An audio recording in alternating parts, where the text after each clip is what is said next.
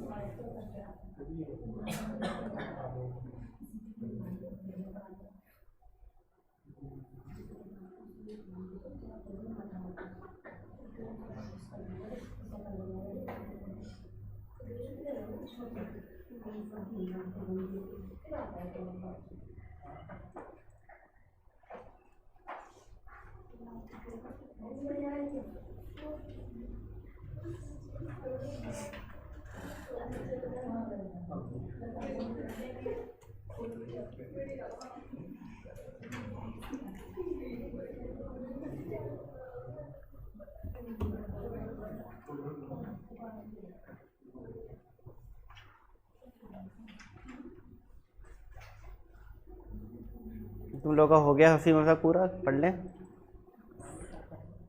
देखो भाई, ये आपका बुक नंबर 2 जो है, ठीक है ना, business mathematics, statistics and logical reasoning की दो बुक्स है, एक बिजनेस मैथमेटिक्स की है और एक लॉजिकल रीजनिंग एंड स्टैटिस्टिक्स की है। तो जो आपकी बुक नंबर 2 है, इसके अंदर स्टार्टिंग के जो चैप्टर्स हैं यहाँ तक, ये आपके स्टैटिस्टिक्स के हैं और रिमेनिंग जो 4 चैप्टर्स है आपके लॉजिकल रीजनिंग के हैं, ठीक है ना। तो आज हम क्योंकि स्टैटिस्टिक्स शुरू कर रहे हैं, स्टैटिस्टिक्स के अंदर वैसे तो पहला चैप्टर है स्टैटिस्टिकल डिस्क्रिप्शन ऑफ डेटा, ये चैप्टर मैं कराऊंगा बाद में।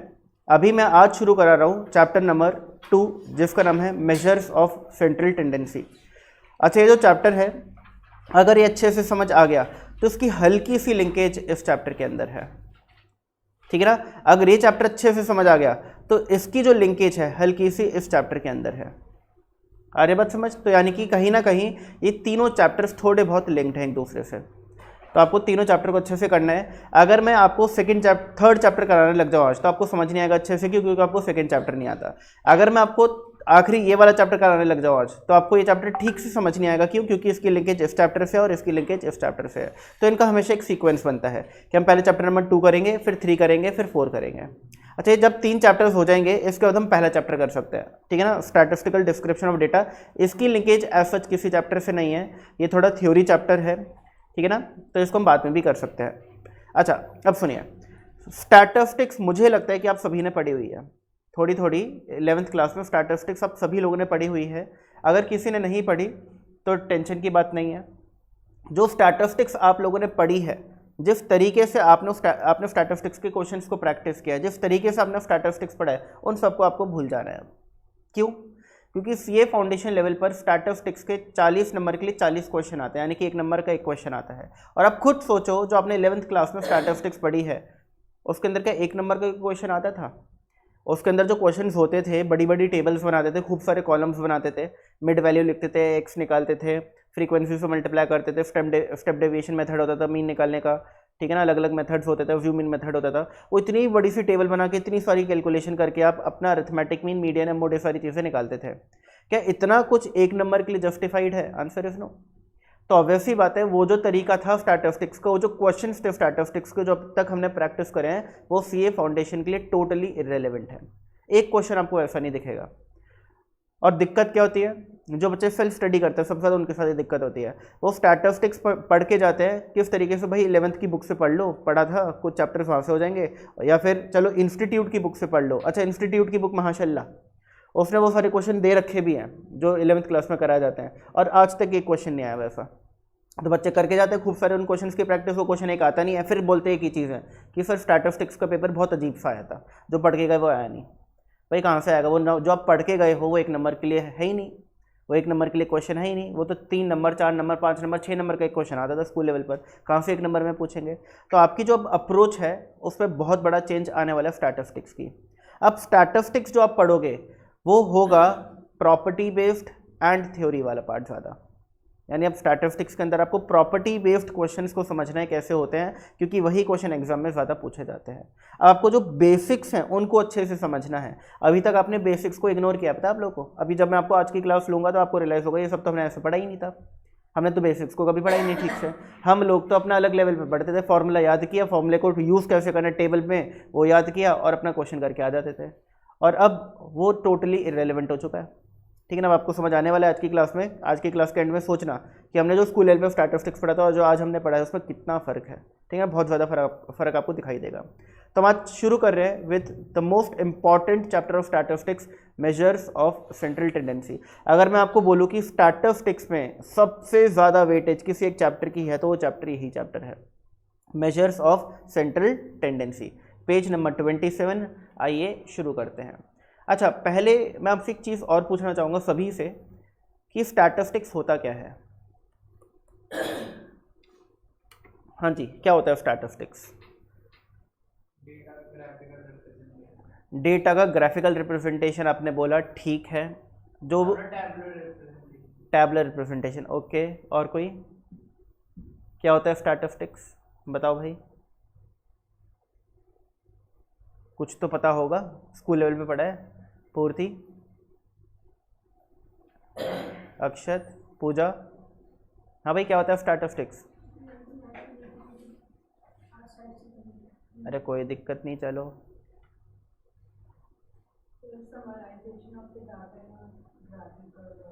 Okay okay. Ashu, Asha, sorry Ashu बोल दिया, आशा। आप बताइए, any idea what is statistics?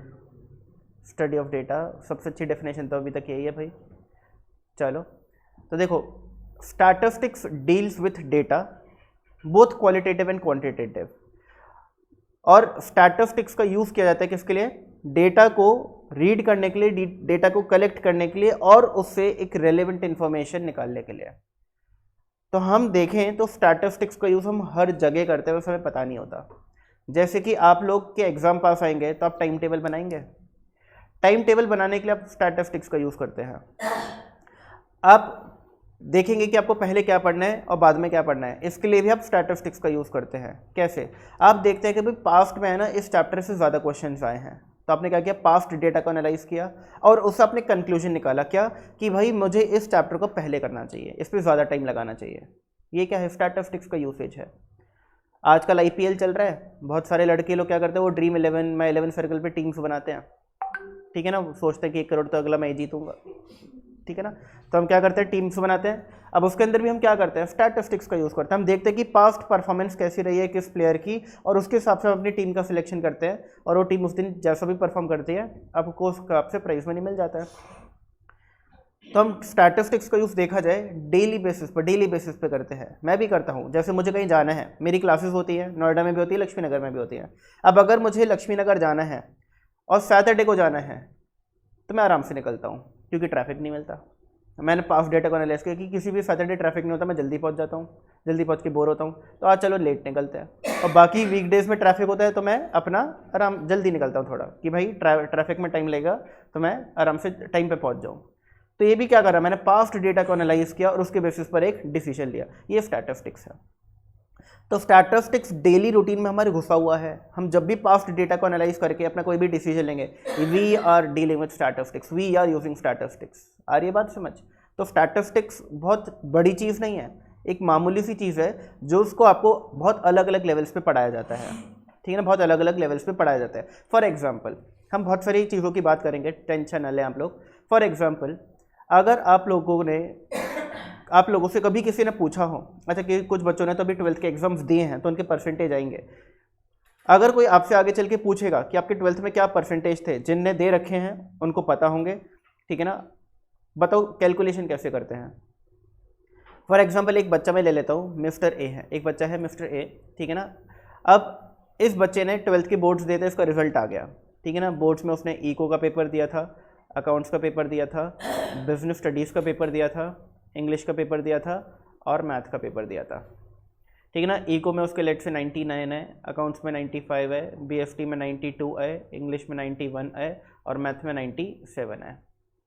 अब बताओ इसकी परसेंटेज निकालनी है, कैसे निकालोगे?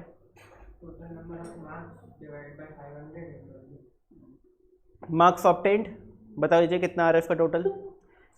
1 और 5 6, 6 और 8, 6 और 8 14, 14 और 9 23 और 3 26, 500 में से 26 हटा दो 74।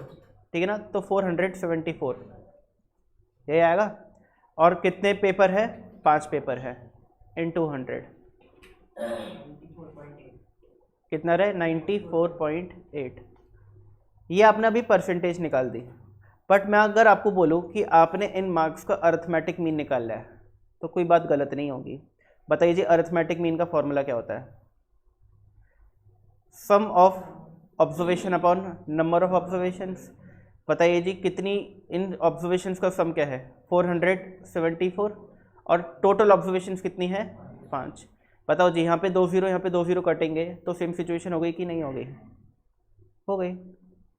तो ऐसा नहीं है कि आपने कभी भी यूज़ नहीं किया स्टैटिस्टिक्स का, आपने यूज़ किया है, बस आपको पता नहीं चला होगा कि आपने यूज़ कर लिया।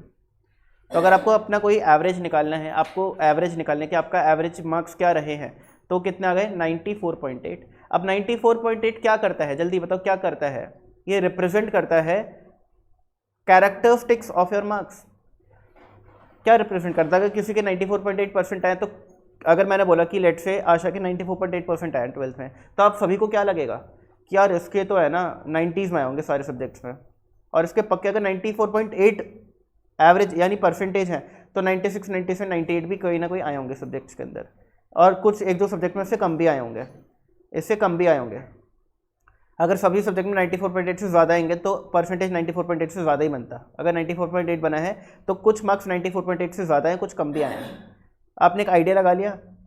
तो ये 94.8 क्या करता है? ये रिप्रेजेंट करता है characteristics of the entire data, ठीक है ना।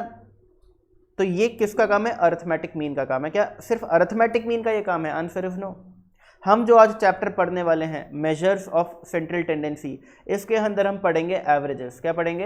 एवरेजेस। कितने एवरेजेस पढ़ेंगे? पूरे 5 एवरेजेस हम लोगों को पढ़ना है। और उन 5 एवरेजेस का नाम है, ध्यान से सुनना, arithmetic mean, geometric mean, harmonic mean, median and mode. ये पांचों पता है क्या होते हैं? ये पांचों एवरेजेस होते हैं। और इन पांचों एवरेज की फितरत है यानी टेंडेंसी है क्या? To represent the characteristics of entire data. इनकी फितरत है पूरे डेटा में कहीं ना कहीं बीच में घुसने की। जैसे आपको कोई दोस्त नहीं होता जो बोलता है अरे मुझे कभी भी ग्रुप फोटोग्राफ होता है, अरे मुझे बीच में लो, मुझे बीच में लो, मैं बीच में आना चाहता हूँ। तो ये जो बीच में आने वाला पर्सन है ना, यही एवरेज है, यही एवरेज है, ठीक है ना। क्यों? क्योंकि इसकी फितरत है बीच में घुसने की। हर एवरेज की फितरत होती है। जैसे अगर आप यहाँ पर देखो, ये भी एक एवरेज है, अरिथमेटिक मीन भी एक एवरेज है। देखो एवरेजेस की लिस्ट में मैंने अरिथमेटिक मीन लिखा है। और जल्दी से बताओ, क्या 94.8 बीच में घुसने की कोशिश नहीं कर रहा? अगर मैं इस डेटा को असेंडिंग ऑर्डर में लगाऊं, सबसे कम से लेकर के सबसे ज़्यादा, ठीक है ना, 95, 97 एंड 99, तो कहीं ना कहीं ये 94.8 इसके आसपास आने की कोशिश नहीं कर रहा, बीच में घुसने की कोशिश नहीं कर रहा, कर रहा है। तो हर एवरेज की टेंडेंसी होती है to lie somewhere in the middle, hence these averages are called measures of central tendency. Hence these measures are called measures of central tendency. तो इस चैप्टर का नाम मेजर ऑफ सेंट्रल टेंडेंसी क्यों है? पहले तो ये समझना जरूरी था। हमें सर पढ़ते हो रहे एक chapter MCT major of central tendency, but ये है क्या इसके अंदर? अच्छा चलो मीन मीडियन मोड पढ़ना है तो हमने पढ़ा हुआ है, बट इस चैप्टर को ये बोलते क्यों हैं? इस चैप्टर का नाम तो मीन मीडियन मोड होना चाहिए था, मेजर ऑफ सेंट्रल टेंडेंसी क्यों हो गया? ठीक है ना। तो ये अब आपको एक आइडिया लगा होगा कि this chapter talks about averages, और एवरेजेस होते हैं 5, और पांचों की फितरत होती है बीच में घुसने की। पांचों की फितरत होती है, किसी एक की नहीं, पांचों की फितरत है कि जो हमें बीच में घुसना है, और इसलिए ना एवरेजेस को बोलते हैं मेजर्स ऑफ सेंट्रल टेंडेंसी। तो आपको एक आइडिया तो लग गया है कि इस चैप्टर में हम लोगों को क्या क्या पढ़ना है। हमको ये 5 एवरेजेस पढ़ने हैं। अब मैंने आपको थोड़ी देर पहले बोला था कि स्टैटिस्टिक्स का जो पेपर है वो थ्योरी एंड प्रॉपर्टी बेस्ड ज़्यादा है, ठीक है ना। वो बड़े बड़े क्वेश्चंस नहीं आएंगे जो आप लोगों ने स्कूल लेवल पे करे हैं। अब हम लोगों को इन एवरेजेस की प्रॉपर्टीज़ पे ध्यान देना है कि इनकी प्रॉपर्टीज़ क्या होती हैं। प्रॉपर्टीज़ इतनी इंटरेस्टिंग है कि आपको क्या बताऊँ, मजा आने वाला है आज। बहुत इंटरेस्टिंग प्रॉपर्टीज़ हैं, और इन प्रॉपर्टीज़ का यूज़ करके आपके क्वेश्चंस बनेंगे बहुत ईजी, और आपके स्टैटिस्टिक्स में 40 में से 40 आराम से आ सकते हैं अगर आप अच्छे से कर लो ये प्रॉपर्टीज़ को सारी। तो और ये नहीं कि सिर्फ प्रॉपर्टीज़ करके जानी है, आपको और भी चीज़ें पढ़नी है, बट प्रॉपर्टीज़ पे मेन फोकस रखना है। ऐसा नहीं कि सिर्फ प्रॉपर्टीज़ आती हैं, अदर थ्योरी पार्ट भी आ सकता है। और इस चैप्टर से तो खैर नहीं आता इतना, बट बाकी चैप्टर होगा, जैसे कि आपका कोरिलेशन रिग्रेशन हो गया, आपका प्रोबेबिलिटी हो गया, वहाँ से तो प्रैक्टिकल क्वेश्चंस भी आते हैं, वहाँ से थ्योरी क्वेश्चंस नहीं आते, वहाँ से प्रैक्टिकल क्वेश्चंस भी आते हैं, ठीक है ना। थ्योरी भी आ सकता है बट प्रैक्टिकल आने के चांसेस ज़्यादा हैं। तो ये नहीं है कि भाई पूरा का पूरा स्टैटिस्टिक्स थ्योरी पूरा थ्योरी है, इसके अंदर प्रैक्टिकल भी है बट उसका पोर्शन बहुत कम है, मेनली थ्योरी ज़्यादा है, प्रॉपर्टी बेस्ड ज़्यादा है, ठीक है। चलिए, अच्छा ये तो हो गया एक एवरेज की बात। इसके अलावा सुनो, जब भी कोई प्लेयर मैदान में उतरता है खेलने के लिए, क्रिकेट की बात करते हैं, आजकल आईपीएल चल रहा है, कोई भी प्लेयर मैदान में उतरता है कि आज खेलने जा रहा है, ठीक है ना, तो एक प्रोजेक्टेड स्कोर होता है जो सोचा जाता है कि इस रेंज में रन बनाएगा, ठीक है ना। अब वो प्रोजेक्टेड स्कोर कैसे काम करता है वो समझने की बात करना। लेट से एक विराट कोहली है और एक सूर्य कुमार यादव है, SKY, ठीक है ना। एक टीम बना रहा था मैं, और टीम के अंदर, एक क्रिकेट टीम के अंदर 11 प्लेयर्स होते हैं, ये सभी को पता है। अब 10-10 प्लेयर मैं सेलेक्ट कर चुका था ऑलरेडी, मुझे सिर्फ एक प्लेयर और सेलेक्ट करना था और वो मेरा मेन प्लेयर था। अब मैं कंफ्यूज था कि मैं विराट कोहली को सिलेक्ट करूं या सूर्य कुमार यादव को सिलेक्ट करूं। मैं किसी एक को ही कर सकता हूं, दोनों को नहीं कर सकता, किसी को कर सकता हूं। तो सबसे पहले मैं क्या करूंगा, मैं देखूंगा इनका पास्ट रिकॉर्ड, यानी मैं स्टैटिस्टिक्स का यूज़ करने लग जाऊंगा। मैं देखूंगा कि देखो जी इसने नंबर ऑफ मैचेस किसने कितने खेले हैं, नंबर ऑफ मैचेस। तो पता चला कि आईपीएल के अंदर, आईपीएल क्योंकि एक डिफरेंट फॉर्मेट है तो हम सिर्फ आईपीएल की बात करेंगे। आईपीएल के अंदर विराट कोहली ने खेले हैं 68 मैचेस और स्काई ने भी खेले हैं लेट से 68 मैचेस, दोनों ने सेम खेले हैं। अब मैंने बोला यार इससे तो कुछ पता नहीं चल रहा। अच्छा, अगर मैचेस किसी ने ज़्यादा खेल भी लिए होते तो उससे भी क्या पता चल जाता। बॉलर्स भी तो होते हैं जो मैचेस ज़्यादा खेलते हैं, और उनके बेसिस पर हम किसी बैट्समैन को तो चूज़ नहीं कर सकते। अच्छा, उसने ज़्यादा मैचेस खेले, बॉलर ना हो जाए, इसको अपना बैट्समैन चूज़ कर ले, तो मैचेस से वैसे भी कोई फ़र्क नहीं पड़ता। अब हमने देखा कि नंबर ऑफ रन्स या टोटल रन्स, ठीक है ना, टोटल रन्स लिखता हूँ मैं, कितने बनाए हैं इन लोगों ने, टोटल रन्स। एक काम करता हूँ मैं, मैचेस को थोड़ा स्काई का कम कर देता हूँ, इसके मैचेस में कर देता हूँ 50, ठीक है ना। अब मैं क्या करने वाला हूँ, एक छोटी सी कैलकुलेशन करूँगा अपने एंड पर।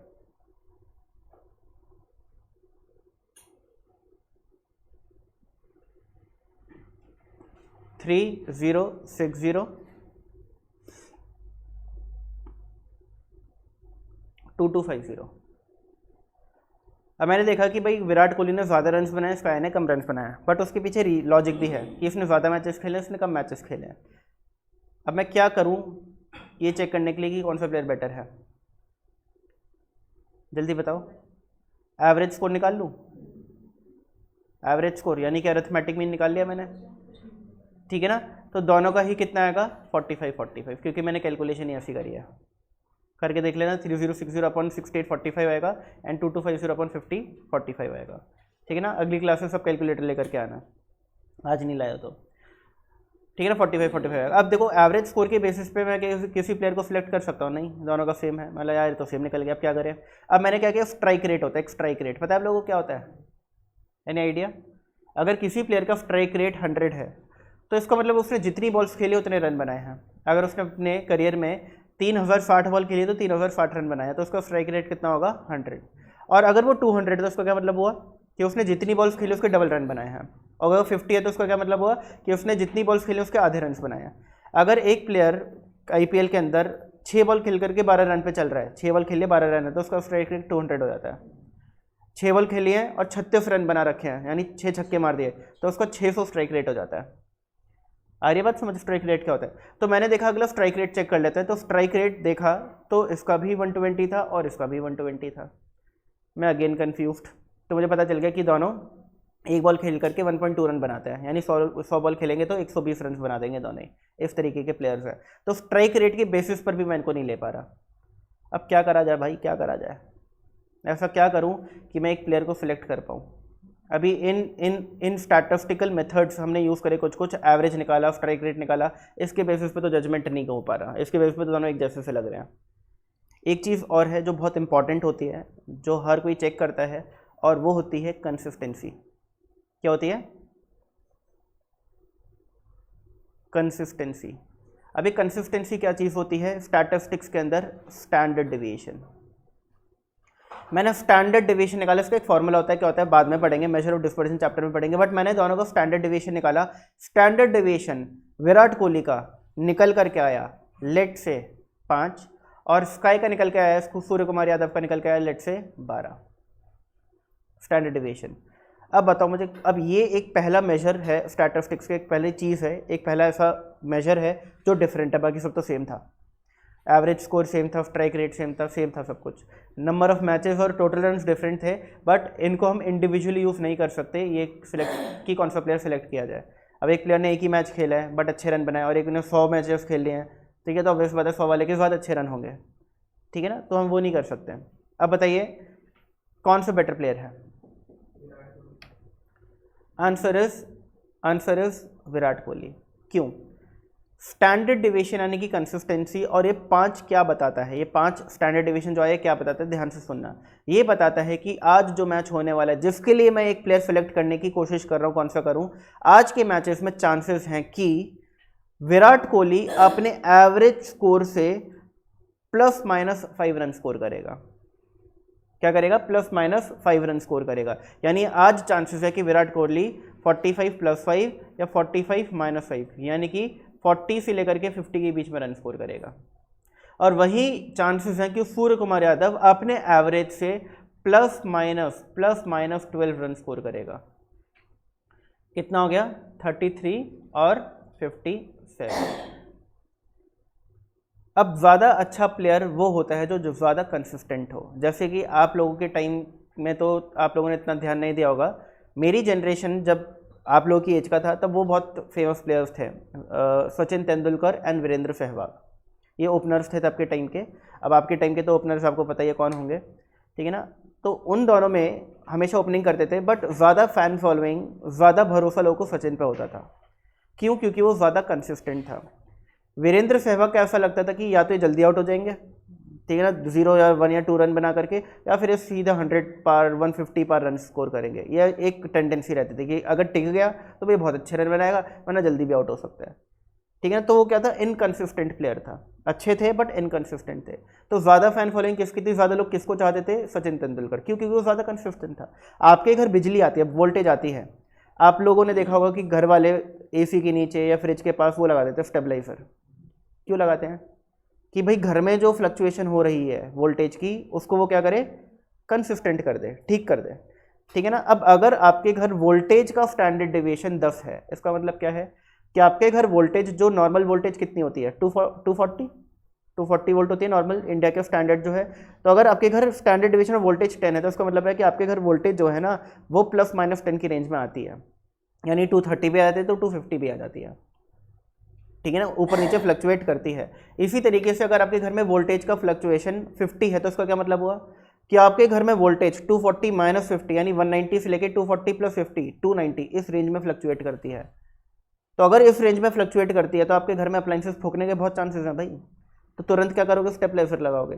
तो बताओ अच्छी कंसिस्टेंसी क्या है? जिसका स्टैंडर्ड डिविएशन कम है, जिसका स्टैंडर्ड डिविएशन ज़्यादा है? जिसका स्टैंडर्ड डिविएशन कम है वो ज़्यादा कंसिस्टेंट है। अगर आपके घर वोल्टेज का स्टैंडर्ड डिविएशन 0 है, तो इसका मतलब क्या है? आपके घर फ्लक्चुएशन ही नहीं होती भाई। कितनी बढ़िया बात है। तो आ रही बात समझ? तो इसलिए स्टैंडर्ड डिविएशन, ठीक है ना, एक मेजर ऑफ डिस्पर्जन होता है, और ये भी स्टैटिस्टिक्स का ही एक टूल है जो कंसिस्टेंसी फाइंड आउट करने के लिए हेल्प करता है। ये हम पढ़ेंगे किस चैप्टर के अंदर? मेजर ऑफ डिस्पर्जन के अंदर। तो देखो, हमारा पहला चैप्टर तो थ्योरी चैप्टर है, बट दूसरा चैप्टर के अंदर मेजर ऑफ सेंट्रल टेंडेंसी, उसका क्या काम है मैंने आपको बताया, ठीक है ना। एक एवरेज निकालना। एवरेज की क्या फितरत होती है? बीच में घुसने की। एवरेज का क्या काम होता है? पूरे डेटा को रिप्रेजेंट करना। 94.8% रिप्रेजेंट करते हैं characteristic of Asha's marks in 12th class. हर ये बात समझ, हर कोई क्या बोलेगा? आशा एक ब्राइट स्टूडेंट है, 94.8 एक अच्छा परसेंटेज है। अगर वही किसी का परसेंटेज 47 है तो किसी को क्या लगेगा? अरे तो वही है, ये उसके अच्छे परसेंटेज नहीं है, ये एक डल स्टूडेंट है, ठीक है ना। तो क्या कैरेक्टरिस्टिक रिप्रेजेंट करता है वो डेटा का। अब सुनिए, मेजर ऑफ डिस्पर्जन आपका अगला चैप्टर है, और उसका काम क्या है? क्या है? कंसिस्टेंसी को निकालना। क्या करना? कंसिस्टेंसी को निकालना। तो स्टैटिस्टिक्स के अलग अलग चैप्टर का अलग अलग काम है। अब कोरिलेशन रिग्रेशन एक अगला चैप्टर है, इसका क्या काम है बताऊं अभी या बाद में बताऊं जब चैप्टर शुरू करेंगे? अभी बता दो। चलो सुनो, 2 वेरिएबल्स है, एक है एक्स और एक है वाई। एक्स वेरिएबल है से प्राइस और वाई वेरिएबल है से डिमांड। अब जल्दी से बताओ, क्या एक्स और वाई में रिलेशनशिप होता है? होता है। तो हम क्या बोलेंगे कि एक्स एंड वाई आर को रिलेटेड, और को रिलेटेड से वर्ड बना कोरिलेशन। तो चैप्टर का नाम क्या है? Correlation and regression. तो कोरिलेशन क्या बात करता है कि क्या 2 वेरिएबल्स के बीच में रिलेशनशिप है, और अगर है तो कितना। फॉर एग्जाम्पल, एक बैच है जिसके अंदर लड़का लड़की आते हैं और हमेशा साथ बैठते हैं, तो पहले तो सारे क्लास के बच्चे क्या सोचेंगे कि इनके बीच कोई रिलेशनशिप चल रहा है कि नहीं चल रहा। अगर चल रहा है तो सोचेंगे किस एक्सटेंट का चल रहा है भाई, ठीक है ना। तो दो अलग अलग चीज़ क्या किसका काम है, ये दो अलग अलग चीज़ निकालना काम है कोरिलेशन चैप्टर का, कि भाई रिश्ता है हाँ या ना, अगर है तो कितना गहरा। तो प्राइस एंड डिमांड के बीच में रिश्ता है। अब कितना गहरा रिश्ता है ये हम कोरिलेशन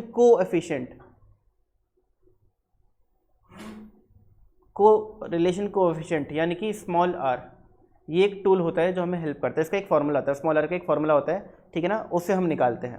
अभी जो स्मॉल आर होता है ना, इसकी एक रेंज होती है, ये सबसे कम -1 हो सकता है और सबसे ज़्यादा +1 हो सकता है। आर जो मिनिमम -1 होता है मैक्सिमम +1 होता है। अगर आपका आर -1 है यानी कि दो वेरिएबल्स के बीच में परफेक्ट नेगेटिव कोरिलेशन है। परफेक्ट नेगेटिव कोरिलेशन है, नेगेटिव का मतलब अगर एक वेरिएबल बढ़ रहा है तो दूसरा वेरिएबल घट रहा है। जैसे प्राइस और डिमांड के बीच में क्या होता है, इनवर्स रिलेशनशिप, तो इसका जो आर आएगा वो नेगेटिव आएगा।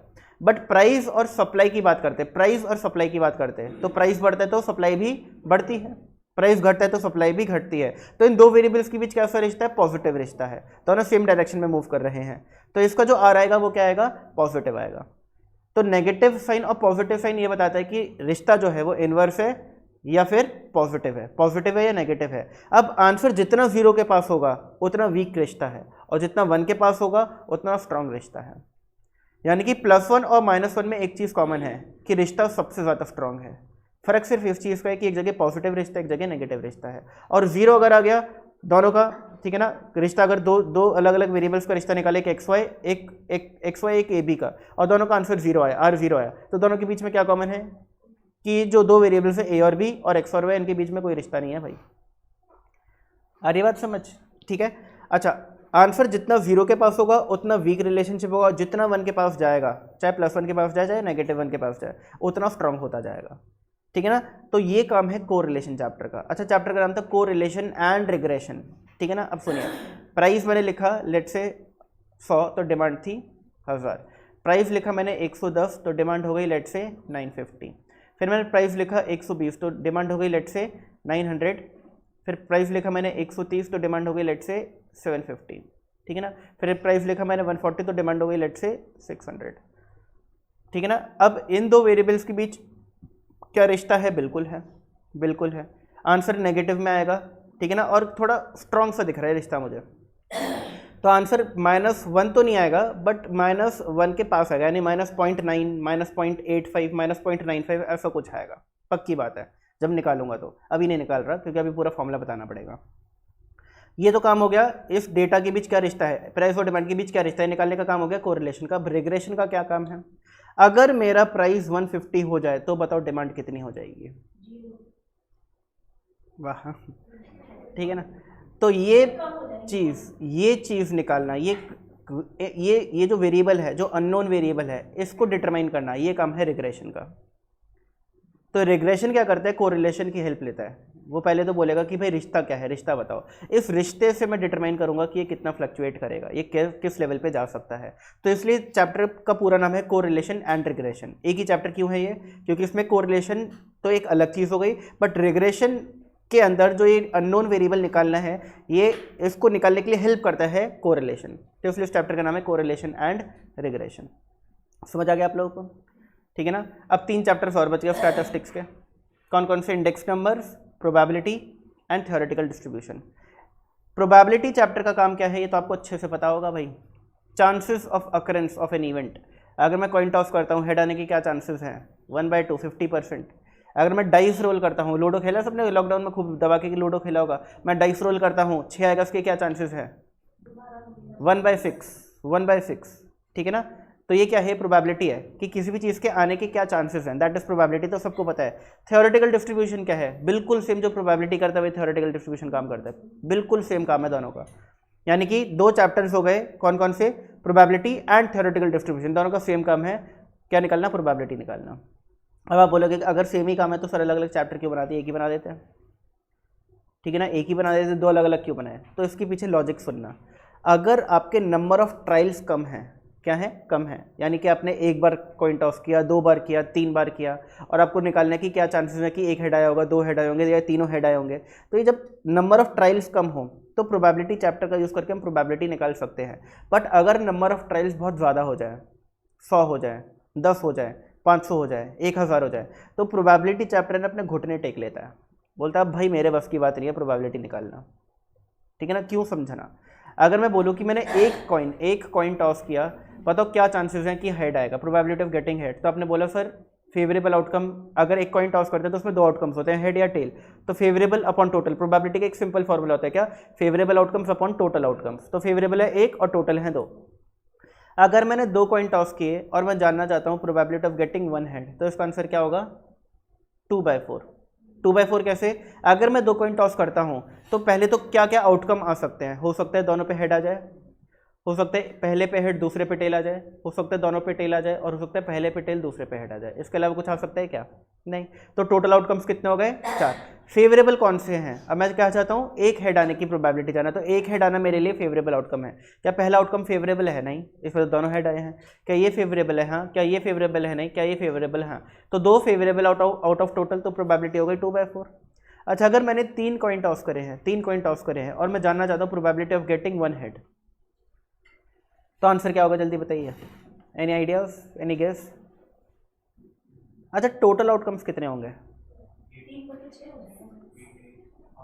8। फॉर्मूला होता है नंबर ऑफ कॉइन के केस में टोटल आउटकम का 2 पावर n, जिसमें n होता है नंबर ऑफ कॉइन्स टॉस्ड। अब अगर एक किया तो 2 पावर 1 2 होता है, तो 2 आउटकम्स आए थे, ठीक है ना। 2 पावर 2 4 होता है, तो 4 आउटकम्स आए थे। अब 2 पावर 3 8 होता है, ठीक है ना। अब वो 8 आउटकम्स क्या होंगे, सुनना मैं कैसे लिख रहा हूँ, ध्यान से देखना। हो सकता है कि पहला कॉइन टॉस करने पे हेड है, दूसरा कॉइन टॉस करने पे भी हेड है, और तीसरा कॉइन टॉस करने पे भी हेड है। ऐसा हो सकता है पहला कॉइन टॉस करने पे हेड है, दूसरा कॉइन टॉस करने पे हेड है, बट तीसरा कॉइन टॉस करने पे टेल आ जाए। अच्छा, ऐसा भी हो सकता है कि पहला कॉइन टॉस करने पे हेड है, दूसरा कॉइन टॉस करने पे टेल है, और तीसरा कॉइन टॉस करने पे हेड है। और ये भी हो सकता है कि पहला कॉइन टॉस करने पे हेड है, दूसरा कॉइन टॉस करने पे टेल है, और तीसरा कॉइन टॉस करने पे भी टेल है, हो सकते हैं, ठीक है ना। तो head head head, head head tail, head tail head, head tail tail, ये क्या हो गए, 4 आउटकम्स हो गए आउट ऑफ 4। अच्छा, ये चारों आउटकम में क्या कॉमन है कि पहला हेड आया है। अब दूसरा ये भी हो सकता है कि पहला कॉइन टॉस करने पे टेल आए, उसके भी ऐसे 4 बन जाएंगे। दूसरा कॉइन टॉस करने पे भी टेल है, और तीसरा कॉइन टॉस करने पे भी टेल है। पहले पे टेल, दूसरे पे टेल, तीसरे पे हेड, पहले पे टेल, दूसरे पे हेड, तीसरे पे टेल, पहले पे टेल, दूसरे पे हेड, तीसरे पे भी हेड। तो आउटकम्स क्या क्या बने, देखो एच एच एच, यानी कि यह आउटकम बन गए। फिर head head tell, H H T, ये बन गया एच एच टी। फिर H T H, H T H, और फिर H T T, H T T. फिर इसी तरीके से T T T, T T H, T H T, और टी एच एच। तो कितने आउटकम्स हैं बताओ जल्दी से, 4 और 4 8। अब फेवरेबल कौन से, जिसमें एक हेड आया हो। क्या इसमें एक हेड आया, नहीं, तीनों आए हैं। क्या इसमें एक हेड है, नहीं, 2 आए हैं। क्या इसमें एक हेड है, नहीं, 2 आए हैं। क्या इसमें एक हेड है, हाँ जी 1 आया है। इसमें एक हेड है, नहीं। क्या इसमें एक हेड है, हाँ। क्या इसमें एक हेड है, हाँ। क्या इसमें एक हेड है, नहीं, 2 आए हैं। तो फेवरेबल आउटकम कितने हो गए, 3, और टोटल कितने हैं, 8। तो प्रोबेबिलिटी ऑफ गेटिंग 1 हेड कितने हो जाएगा, 3/8। अब देखो 3 कॉइन के केस में कॉम्प्लिकेटेड हो गया क्वेश्चन। अगर अब मैं बोल दूं कि मैंने 8 कॉइन टॉस किया है और मैं जानना चाहता हूं प्रोबेबिलिटी ऑफ गेटिंग 1 हेड, तो पहले तो आप ये समझो कि अगर आपने 8 कॉइन टॉस किए हैं तो टोटल आउटकम्स पता है कितने होंगे, 512। तो 512 आउटकम लिखना है यहाँ पे, तो 8 लिखने में इतना सोचना पड़ा, 512 लिखने में सोचो कितना सोचना पड़ेगा। और फिर उसमें देखना कि किस किस आउटकम के अंदर एक हेड आया है। हो गया मुश्किल काम। तो प्रोबेबिलिटी चैप्टर क्या करेगा, बोलेगा अरे भाई माफ़ करो, हमसे ना हो पाएगा, हमें बख्शो। अब आएगा उसको रेस्क्यू करने के लिए theoretical distribution chapter. Theoretical distribution chapter बोलेगा अरे ये छोटी सी तो प्रॉब्लम है, आओ जी हम अभी सुलझा देते हैं। तो थ्योरेटिकल डिस्ट्रीब्यूशन चैप्टर के अंदर आप एक कॉन्सेप्ट पढ़ोगे जिसका नाम है बायनॉमियल डिस्ट्रीब्यूशन, जो बोलता है कि अगर आपको प्रोबेबिलिटी निकालनी है तो उसका फॉर्मूला होता है n c x p to the power x q to the power n minus x। अब ये फॉर्मूला कैसे यूज़ करना है, कैसे सब प्रोबेबिलिटी निकालोगे, ये सब हम बाद में पढ़ेंगे। अगर ये भी अभी पढ़ा दिया तो कुछ बचेगा ही नहीं उस चैप्टर में पढ़ने को। हर बात समझ, तो हम ये बाद में समझेंगे कि इस चैप्टर का किस तरीके से हम यूज़ करके प्रोबेबिलिटीज़ निकाल सकते हैं। ठीक है ना। तो 6 चैप्टर थे स्टैटिस्टिक्स में। पहला चैप्टर थ्योरी चैप्टर, बाद में डिस्कस करेंगे, क्या है एकदम बेसिक चीज़ें हैं। दूसरा chapter major of central tendency, किस बारे में बात करता है, अबाउट दी एवरेजेस। किस बारे में बात करता है, अबाउट दी एवरेजेस। एवरेजेस क्या करते हैं, उनकी फितरत होती है बीच में घुसने की, और वो रिप्रेजेंट करते हैं कैरेक्टरिस्टिक्स ऑफ इंटायर डेटा। तीसरा चैप्टर क्या था, मेजर ऑफ डिस्पर्जन, कंसिस्टेंसी निकालने का काम करता है। कंसिस्टेंसी भी जरूरी है, क्यों जरूरी है हमने एक एग्जांपल से समझा। तीसरा चैप्टर क्या था, कोरिलेशन एंड रिग्रेशन, क्या काम है उसका, देखना दो वेरिएबल्स के बीच, ठीक है ना, दो निब्बा निब्बी के बीच रिश्ता है कि नहीं, अगर है तो कितना गहरा, ठीक है ना। कोरिलेशन रिग्रेशन के बाद कौन सा चैप्टर हमने समझा, प्रोबेबिलिटी। ये आप सभी को पता है, आप लोगों ने स्कूल लेवल में प्रोबेबिलिटी पढ़ाई कि उसका क्या काम है। थ्योरेटिकल डिस्ट्रीब्यूशन उसी का एडवांस वर्जन है, उसी का एडवांस वर्जन है। और एक आखिरी चैप्टर बच गया क्या, इंडेक्स नंबर्स। इंडेक्स नंबर्स क्या है, सबसे common day to day living का एग्जांपल देता हूँ, सेंसेक्स और निफ्टी। सेंसेक्स और निफ्टी क्या है, इंडेक्स है या ना, इंडेक्स ही तो है। सेंसेक्स क्या है, निफ्टी क्या है, इंडेक्स है। और अगर आप देखो तो डेली न्यूज़ अगर आप फॉलो करोगे शेयर मार्केट की, या अगर आप शेयर मार्केट आगे चल के फॉलो करोगे, तो डेली में यही चर्चा चलती रहती है कि आज कितना सेंसेक्स बढ़ा, कितना निफ्टी गिरा, कितना गिरा, कितना बढ़ा, कितना बढ़ा, कितना गिरा, यही सब बातें चलती रहती हैं। सेंसेक्स या निफ्टी की बात करो अगर, तो जब स्टार्ट हुआ तो 100 पॉइंट्स पर था, आज ये 18,300 पॉइंट पर है। आज सुबह तक तो इतने पे ही था, नहीं 17,300 सॉरी,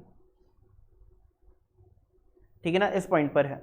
तो ये क्या है, ये इंडेक्स नंबर्स हैं। क्या कर रहे हैं, ये बता रहे हैं कि जब निफ्टी शुरू हुआ था, अगर आपने निफ्टी में 100 रुपये इन्वेस्ट किए होते और पड़े रहने दिए होते, भूल गए होते उसको, तो वो आज 17,300 रुपये हो गए होते, वो आपके पड़े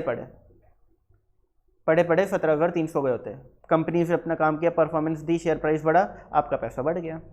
ये काम है इंडेक्स नंबर्स का। अब इंडेक्स नंबर को कंस्ट्रक्ट कैसे किया जाता है, निकाला कैसे जाता है, ये सब हम सीखते हैं इंडेक्स नंबर चैप्टर्स के अंदर। आ रही बात समझ आप लोगों को, ठीक है। तो मैंने आपको स्टैटिस्टिक्स में हर एक चैप्टर का भी एक ओवरव्यू दे दिया है। तो अब जब भी हम कोई चैप्टर पढ़ेंगे तो आपको ये ओवरव्यू दोबारा रिकॉल करवाऊंगा कि देखो हमने पहली क्लास जो हुई थी स्टैटिस्टिक्स के अंदर समझा था, देखो ये चीज़ ये रही। अब हम इसके बारे में डिटेल में पढ़ेंगे। अभी मैंने सिर्फ ओवरव्यू दिया, ये मत सोचना कि ये पूरा स्टैटिस्टिक्स, ये ओवरव्यू है, इसके अंदर और भी बहुत सारी चीज़ें होती हैं। जैसे थ्योरेटिकल डिस्ट्रीब्यूशन चैप्टर है, उसके अंदर सिर्फ बायनोमियल डिस्ट्रीब्यूशन नहीं है, सिर्फ बायनोमियल डिस्ट्रीब्यूशन नहीं है जो आपको प्रोबेबिलिटी निकालने में हेल्प करता है, उसके अंदर पॉइसन डिस्ट्रीब्यूशन भी और नॉर्मल डिस्ट्रीब्यूशन भी है, ठीक है ना, बात समझा रही है। ऐसे प्रोबेबिलिटी चैप्टर के अंदर सिर्फ एक कॉइन का केस नहीं है, उसके अंदर बहुत सारे केसेस आ सकते हैं। कार्ड्स का होता है, डाइस रोलिंग का होता है, कोई बैग में बॉल्स पड़ी अलग अलग कलर की बॉल्स निकालने का होता है, बहुत सारे अलग अलग केसेस होते हैं।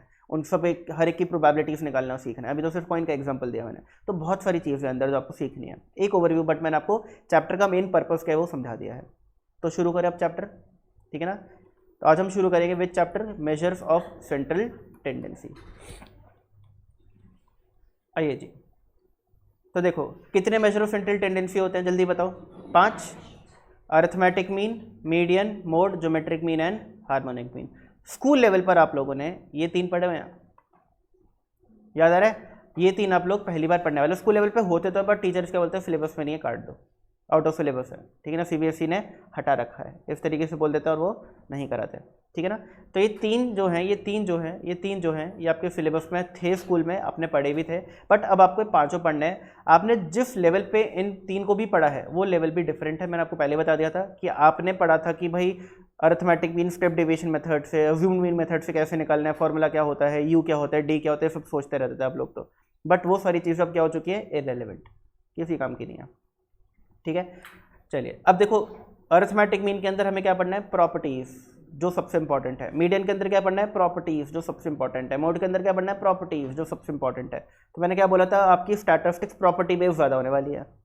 ज्योमेट्रिक मीन के अंदर क्या पढ़ना है, प्रॉपर्टीज। हार्मोनिक मीन के अंदर क्या करना है, प्रॉपर्टीज पे ज़्यादा फोकस करना है, ठीक है ना। अच्छा, इस चैप्टर के अंदर है ना, इन 5 के अलावा 3 चीज़ और पढ़नी है आप लोगों को, और वो है अदर पार्टीशनल वैल्यूज़। क्या है, अदर पार्टीशनल वैल्यूज़, जो कि हैं डिकाइल्स, क्वार्टाइल्स एंड परसेंटाइल्स। इनका क्या काम होता है, ये क्या होती हैं एग्जैक्टली, ये जब आएंगी तब मैं आपको समझा दूंगा, ठीक है ना। ये समझ लो इस चैप्टर का मेन कोर्स है, ठीक है ना। और ये साइड वाला है, साइड वाला एकदम, मतलब फालतू का जो बच गया ना, फालतू का पार्ट वो है, इतना इंपॉर्टेंट भी नहीं एग्जाम के लिए, पढ़ लेंगे जल्दी हो जाएगा, बट मेन जो है वो ये 5 हैं। आइए जी, बेसिक से स्टार्ट करते हैं, अच्छा, चैप्टर का नाम मेजर ऑफ सेंट्रल टेंडेंसी के मैंने आपको समझा दिया है, ये भी बेसिक्स का ही पार्ट है, और आगे डेफिनेशन आएगी तब मैं आपको दोबारा बता दूंगा। बेसिक्स के अंदर सबसे पहले समझो कि आपकी सीरीज़ जो होती हैं, आपका जो डेटा लिखने का तरीका होता है वो कितने तरीके से लिखा जा सकता है। तो देखो, अगर इस क्लास में बच्चे बैठे हैं और मैंने आप सभी का टेस्ट लिया, और टेस्ट लेने के बाद आप लोगों के जो मार्क्स आए, वो मार्क्स मैंने कैसे लिख दिया बताऊं? नेम ऑफ स्टूडेंट और उसके आगे उसके मार्क्स। तो नेम ऑफ स्टूडेंट लिखा लेट से ए, फिर लिखा बी, फिर लेट से लिखा सी, फिर डी, फिर ई, ठीक है ना, और इनके मार्क्स लिख दिए। इसके 60 में से 50 नंबर है, 60 में से 55 नंबर है, 60 में से 30 नंबर है, 60 में से 25 नंबर है, 60 में से 12 नंबर है, ऐसे ऐसे नंबर है बच्चों के, ठीक है ना। तो अब ये क्या, ये डेटा है, 5 बच्चों का डेटा है, और उस डेटा को मैंने कैसे लिखा है? इंडिविजुअली लिखा है।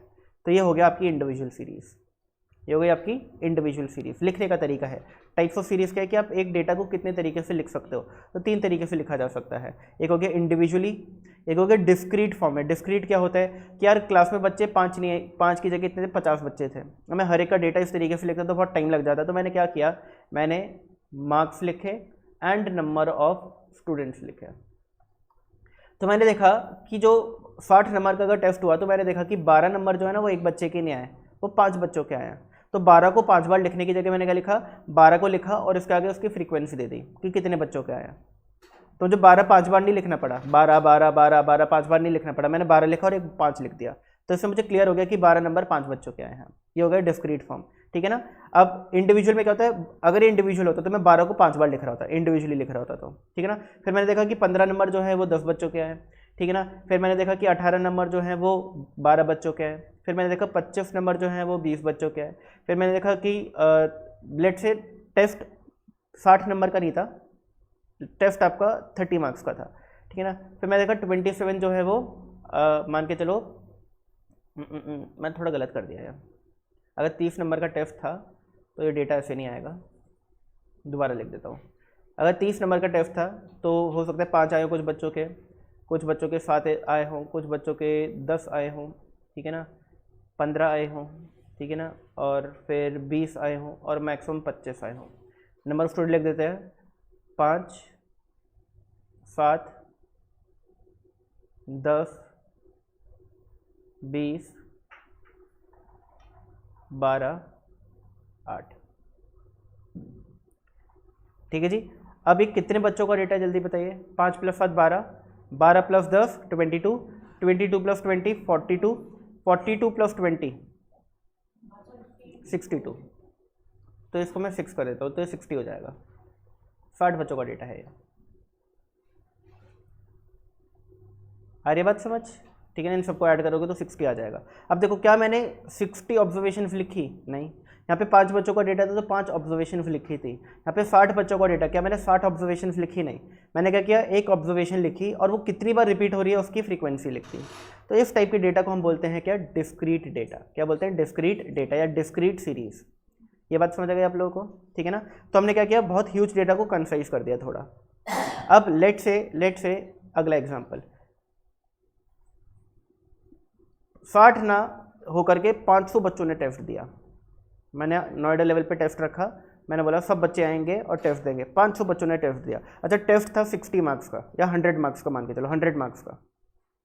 अब होगा क्या, अगर 500 बच्चों ने टेस्ट दिया 100 मार्क्स का, तो आपको समझ आ रहा होगा कि सर ऑलमोस्ट हर एक नंबर किसी ना किसी बच्चे का आया होगा। किसी का 1 भी आया होगा, किसी का 2 भी आया होगा, किसी का 3 भी आया होगा, किसी का 4 भी आया होगा, चलो 5 या 6 आया होगा, 7 आया होगा, यानी ऑलमोस्ट हर एक नंबर आउट ऑफ 100 किसी न किसी बच्चे का ज़रूर आया होगा। अरे बात समझ? तो अगर मैं उसको डिस्क्रीट फॉर्म में लिखूंगा तो वो भी बहुत टाइम लेगा, क्योंकि 1 नंबर के आगे फ्रीक्वेंसी, 2 नंबर के आगे फ्रीक्वेंसी, 3 के आगे, 4 के आगे 50, 51, 52, 60, 61, 62 करते करते करते 100 तक की फ्रीक्वेंसी लिखो, तो डेटा भी बहुत बड़ा हो जाएगा। तो मैंने क्या किया, मैंने इंटरवल्स बना दिए, क्लासेस बना दी, ठीक है ना।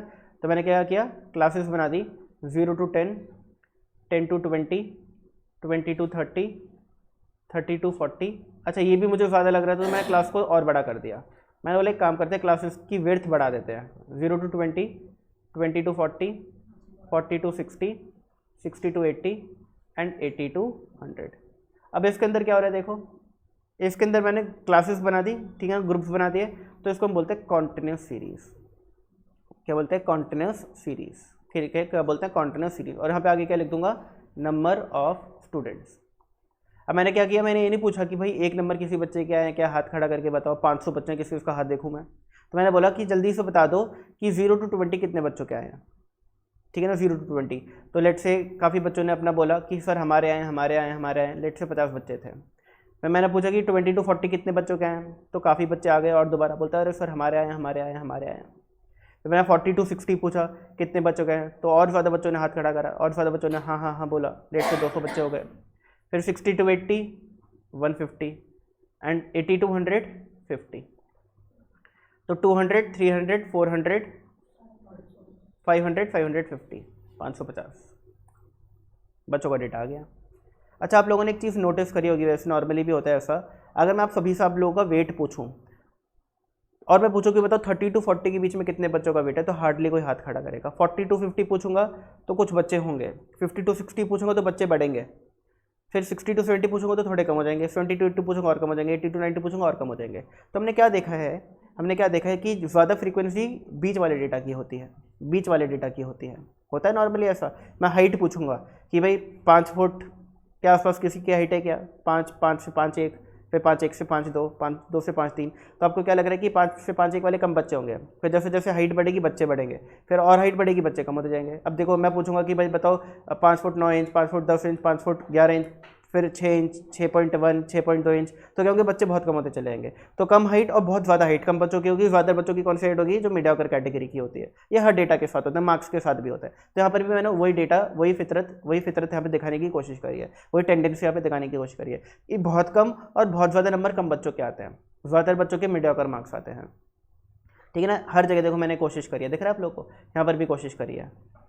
नंबर ऑफ स्टूडेंट देखो हाईएस्ट कब है, 30 नंबर का टेस्ट, तो हाईएस्ट 15 नंबर आए हैं सबसे ज़्यादा बच्चों के मीडियोकर मार्क्स, बाकी बच्चों के कंपैरेटिवली कम है। अब अगर आप इन सभी डेटा का अरिथमेटिक मीन निकालना चाहो तो कैसे निकालोगे बताओ। अरिथमेटिक मीन का फॉर्मूला हम लोगों को पता है, sum of x upon n, यानी सारी ऑब्जर्वेशन को ऐड करो, डिवाइड कर दो किससे, नंबर ऑफ ऑब्जर्वेशन से। तो यहाँ पे बताओ कितनी ऑब्जर्वेशन है, 5, तो 5 से डिवाइड हो जाएगा। और सम ऑफ ऑब्जर्वेशन क्या, जल्दी बताओ, इन सबका सम करके बताओ।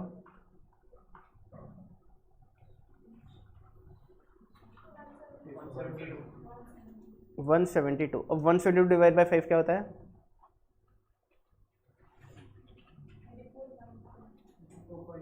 34.4। देखो अगर मैं इस डेटा को असेंडिंग ऑर्डर में अरेंज कर दूं तो क्या बीच में घुसने की कोशिश नहीं कर रहा। 12 के बाद 25 के बाद 30 के बाद 50 के बाद 55। तो देखो 34.4 कहीं ना कहीं यहाँ पे घुसने की कोशिश कर रहा है, 30 से ज़्यादा 50 से कम, यानी कहीं ना कहीं समवेयर इन द मिडल, ठीक, एग्जैक्टली इन द मिडल नहीं, समवेयर इन द मिडल घुसने की कोशिश करते हैं, ठीक है ना। और इसलिए इनको क्या कहा जाता है, मेजर्स ऑफ सेंट्रल टेंडेंसी कहा जाता है, ठीक है ना। क्या कहा जाता है, मेजर्स ऑफ सेंट्रल टेंडेंसी कहा जाता है। अब ये तो हो गया इंडिविजुअल सीरीज़ का निकालना। अब बताओ इस डेटा का कैसे निकालूंगा, ये जो डिस्क्रीट सीरीज़ है अरिथमेटिक मीन। क्या मैं 5 + 7 + 10 + 15 + 20 + 25 अपॉन 1 2 3 4 5 6 कर दूँ। फॉर्मूला क्या होता है, sum of all observation upon total number of observation. क्या ऐसा किया मैंने, क्या मैंने सारी ऑब्जर्वेशंस को ऐड किया, कितनी ऑब्जर्वेशंस हैं, 60 बच्चों के नंबर हैं, तो 60 ऑब्जर्वेशन, तो मुझे 60 ऑब्जर्वेशंस को ऐड करना था, अपॉन 60 करना था। और मैंने करा क्या, मैंने सिर्फ 1 2 3 4 5 6 ऑब्जर्वेशन को ऐड करके अपॉन 6 कर दिया। ये तो गलत है, ये तो गलत है। तो क्या करना चाहिए, क्या मैं 5 + 7 + 10 + 20 + 12 + 60 अपॉन 60 कर दूं, नहीं। अच्छा, क्या मैं 5 + 7 + 10 + 15 + 20 + 25 अपॉन 60 कर दूं। तो आपने डिवाइड तो किया 60 ऑब्जर्वेशन से, बट क्या आपने 60 ऑब्जर्वेशन को ऐड किया, नहीं। Very good. तो देखो लॉजिकली क्या है कि मुझे 5 को 5 बार ऐड करना है, 5 + 5 + 5 + 5 + 5, फिर 7 को 7 बार ऐड करना है, 7 + 7 + 7 + 7 + 7 + 7 + 7 + 7, 10 को 10 बार ऐड करना है, 15 को 20 बार ऐड करना है, 20 को 12 बार ऐड करना है, 25 को 6 बार ऐड करना है, तब जा कर के मेरी सारी ऑब्जर्वेशन ऐड होंगी। अच्छा, आप लोगों को मैथमेटिक्स का सिंपल सा रूल पता है कि 5 को 5 बार ऐड करो या 5 को 5 से मल्टीप्लाई करो, आंसर तो सेम आता है। 7 को 7 बार ऐड करो या 7 को 7 से मल्टीप्लाई करो, आंसर तो सेम आएगा। 15 को 20 बार ऐड करो या 15 को 20 से मल्टीप्लाई करो, आंसर तो सेम ही आएगा। तो मैं बार बार ऐड क्यों करूँ जब मैं मैथमेटिक्स का सिंपल सा रूल यूज़ कर सकता हूँ, ठीक है ना। तो मैंने क्या किया, मैंने बोल दिया कि ये मार्क्स जो है ये आपका डेटा है, यानी कि एक्स है, वेरिएबल है, और नंबर ऑफ स्टूडेंट आपकी फ्रीक्वेंसी है। फ्रीक्वेंसी यानी कि कोई भी चीज़ कितनी बार अकर करती है। जैसे आप मोमोज खाने जाते हो, आपकी फ्रीक्वेंसी क्या है मोमोज की एक हफ्ते की, तो आप क्या बोलोगे कि सर हम मंडे को जाते हैं, हम ट्यूसडे को नहीं जाते, हम वेडनेसडे को जाते हैं, थर्सडे को जाते हैं, फ्राइडे को जाते हैं, और सैटरडे को भी जाते हैं, संडे को भी जाते हैं, ठीक है ना। तो हमारी हफ्ते की फ्रीक्वेंसी हो गई 6, सिर्फ ट्यूसडे को छोड़ देते हैं हम लोग, ठीक है ना। तो कितना फ्रीक्वेंटली, फ्रीक्वेंटली से वर्ड बना फ्रीक्वेंसी, ठीक है ना। तो फ्रीक्वेंसी क्या होता है कि कोई भी चीज़ कितनी बार रिपीट हो रही है, अकर हो रही है, ठीक है ना। तो मैंने क्या किया, मैंने इंस्टेड ऑफ एडिंग 5 टाइम्स मैंने 5 को 5 से मल्टीप्लाई कर दिया, क्योंकि 5 को 5 से 5 बार ऐड करो, 5 + 5 + 5 + 5 + 5 तब भी 25 आएगा, मल्टीप्लाई करो तब भी 25 आएगा। 7 को 7 से 7 बार ऐड करो, या 7 को 7 से मल्टीप्लाई करो, 10 को 10 बार ऐड करो, या फिर 10 को 10 से मल्टीप्लाई करो, 15 को 20 बार ऐड करो, या 15 को 20 से मल्टीप्लाई करो, बात तो एक ही है। ये कितना हो जाएगा 150। तो ये जो टोटल आएगा, ये टोटल होगा सारी ऑब्जर्वेशंस का सम, ठीक है ना। और टोटल ऑब्जर्वेशंस कितनी है 60। तो फॉर्मूला क्या होता है याद करो, अरिथमेटिक मीन का फॉर्मूला होता है sum of fx upon n। याद आ रहा है, याद आ रहा है। जब हमारा डेटा डिस्क्रीट हो जाता है, यानी कि जब फ्रीक्वेंसी आ जाती है, कूद पड़ती है, फ्रीक्वेंसी कूद पड़ती है, डिस्क्रीट डेटा हो जाता है, तो हम फ्रीक्वेंसी और x को मल्टीप्लाई करते हैं, और जितने भी f और x को हमने मल्टीप्लाई किया, देखो कितने f और x हैं, 1 2 3 4 5 6, इन सबको ऐड कर देते हैं। समेशन का मतलब कहता है सम ऑफ, ये साइन कौन सा था सिग्मा, सिग्मा और क्या बोलते हैं समेशन, समेशन मतलब सम ऑफ एफ एक्स, यानी कि जितने भी एफ एक्स है सबका सम कर दो, तो sum of f x upon n, यानी कि टोटल नंबर ऑफ ऑब्जर्वेशंस। तो आप लोगों ने बोला ये आ रहा है 864 और नीचे आ गया 62, क्या आ गया आंसर 14.4। अब जल्दी से देखो, जल्दी से, क्या 14.4, क्या 14.4 यहाँ बीच में घुसने की कोशिश नहीं कर रहा, कर रहा है, ठीक है ना। तो क्या फितरत है एवरेजेस की, बीच में घुसने की, इसलिए इनको बोला जाता है मेजर्स ऑफ सेंट्रल टेंडेंसी। अब बताओ इस केस में कैसे निकालोगे अरिथमेटिक मीन, वेरी गुड। अब देखो दिक्कत क्या होती है इस सिचुएशन के अंदर, दिक्कत क्या होती है, दिक्कत ये होती है कि सर फ्रीक्वेंसी तो चलो पता है, नंबर ऑफ स्टूडेंट हमारी हमेशा फ्रीक्वेंसी होती है, आपने बताया था फ्रीक्वेंसी हमें पता है, और हमें ये भी पता है कि हमें 0 से 20 के बीच में 50 बच्चों के नंबर आए हैं, तो किसी के 1 भी आएंगे, किसी के 2 भी, किसी के 4 भी, किसी के 5 भी, किसी के 10 भी, किसी के 15 भी, किसी के 16 भी, किसी के 18 भी, किसी के 19 भी। जिसके 20 आए होंगे उसने यहाँ पर तो अपना हाथ खड़ा नहीं किया होगा, उसने जब 20 to 40 पूछा गया होगा ना तब अपना हाथ रेस किया होगा। याद रखना ये चीज़, क्यूमुलेटिव फ्रीक्वेंसी के अंदर ये जो क्लास है इसको बोलते हैं एक्सक्लूसिव सीरीज। क्या बोलते हैं एक्सक्लूसिव। इसके अंदर क्या होता है कि अगर किसी बच्चे के 0 आए हैं वो अपना हाथ खड़ा करेगा, जब भी मैं पूछूंगा ना कि किसके 0 से लेकर के 20 के बीच में मार्क्स आए हैं, तो 0 वाला हाथ खड़ा करेगा, 1 वाला भी करेगा, 2 वाला भी करेगा, 19 वाला भी करेगा, बट 20 वाला नहीं करेगा। 20 वाला कब करेगा, जब मैं 20 to 40 पूछूंगा। 20 to 40 में 20 वाला तो करेगा बट 40 वाला नहीं करेगा। 40 वाला कब करेगा, जब 40 to 60 पूछूंगा। 40 to 60 में 40, 41, 42 वाला तो करेगा बट 60 वाला नहीं करेगा। 60 वाला कब करेगा, जब 60 to 80 पूछूंगा। बात समझ आ रही है।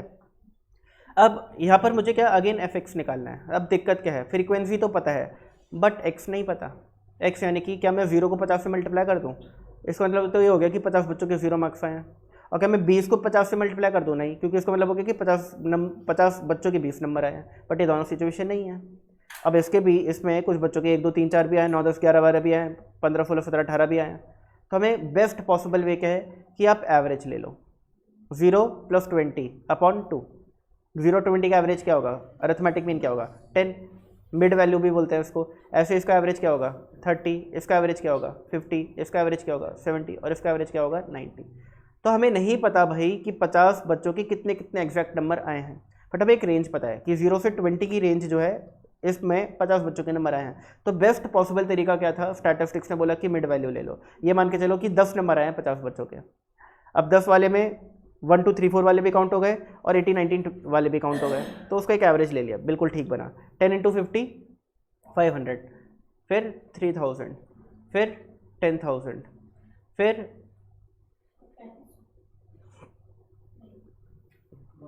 10500, ठीक है ना, और फिर 4500। इन सबको ऐड करो,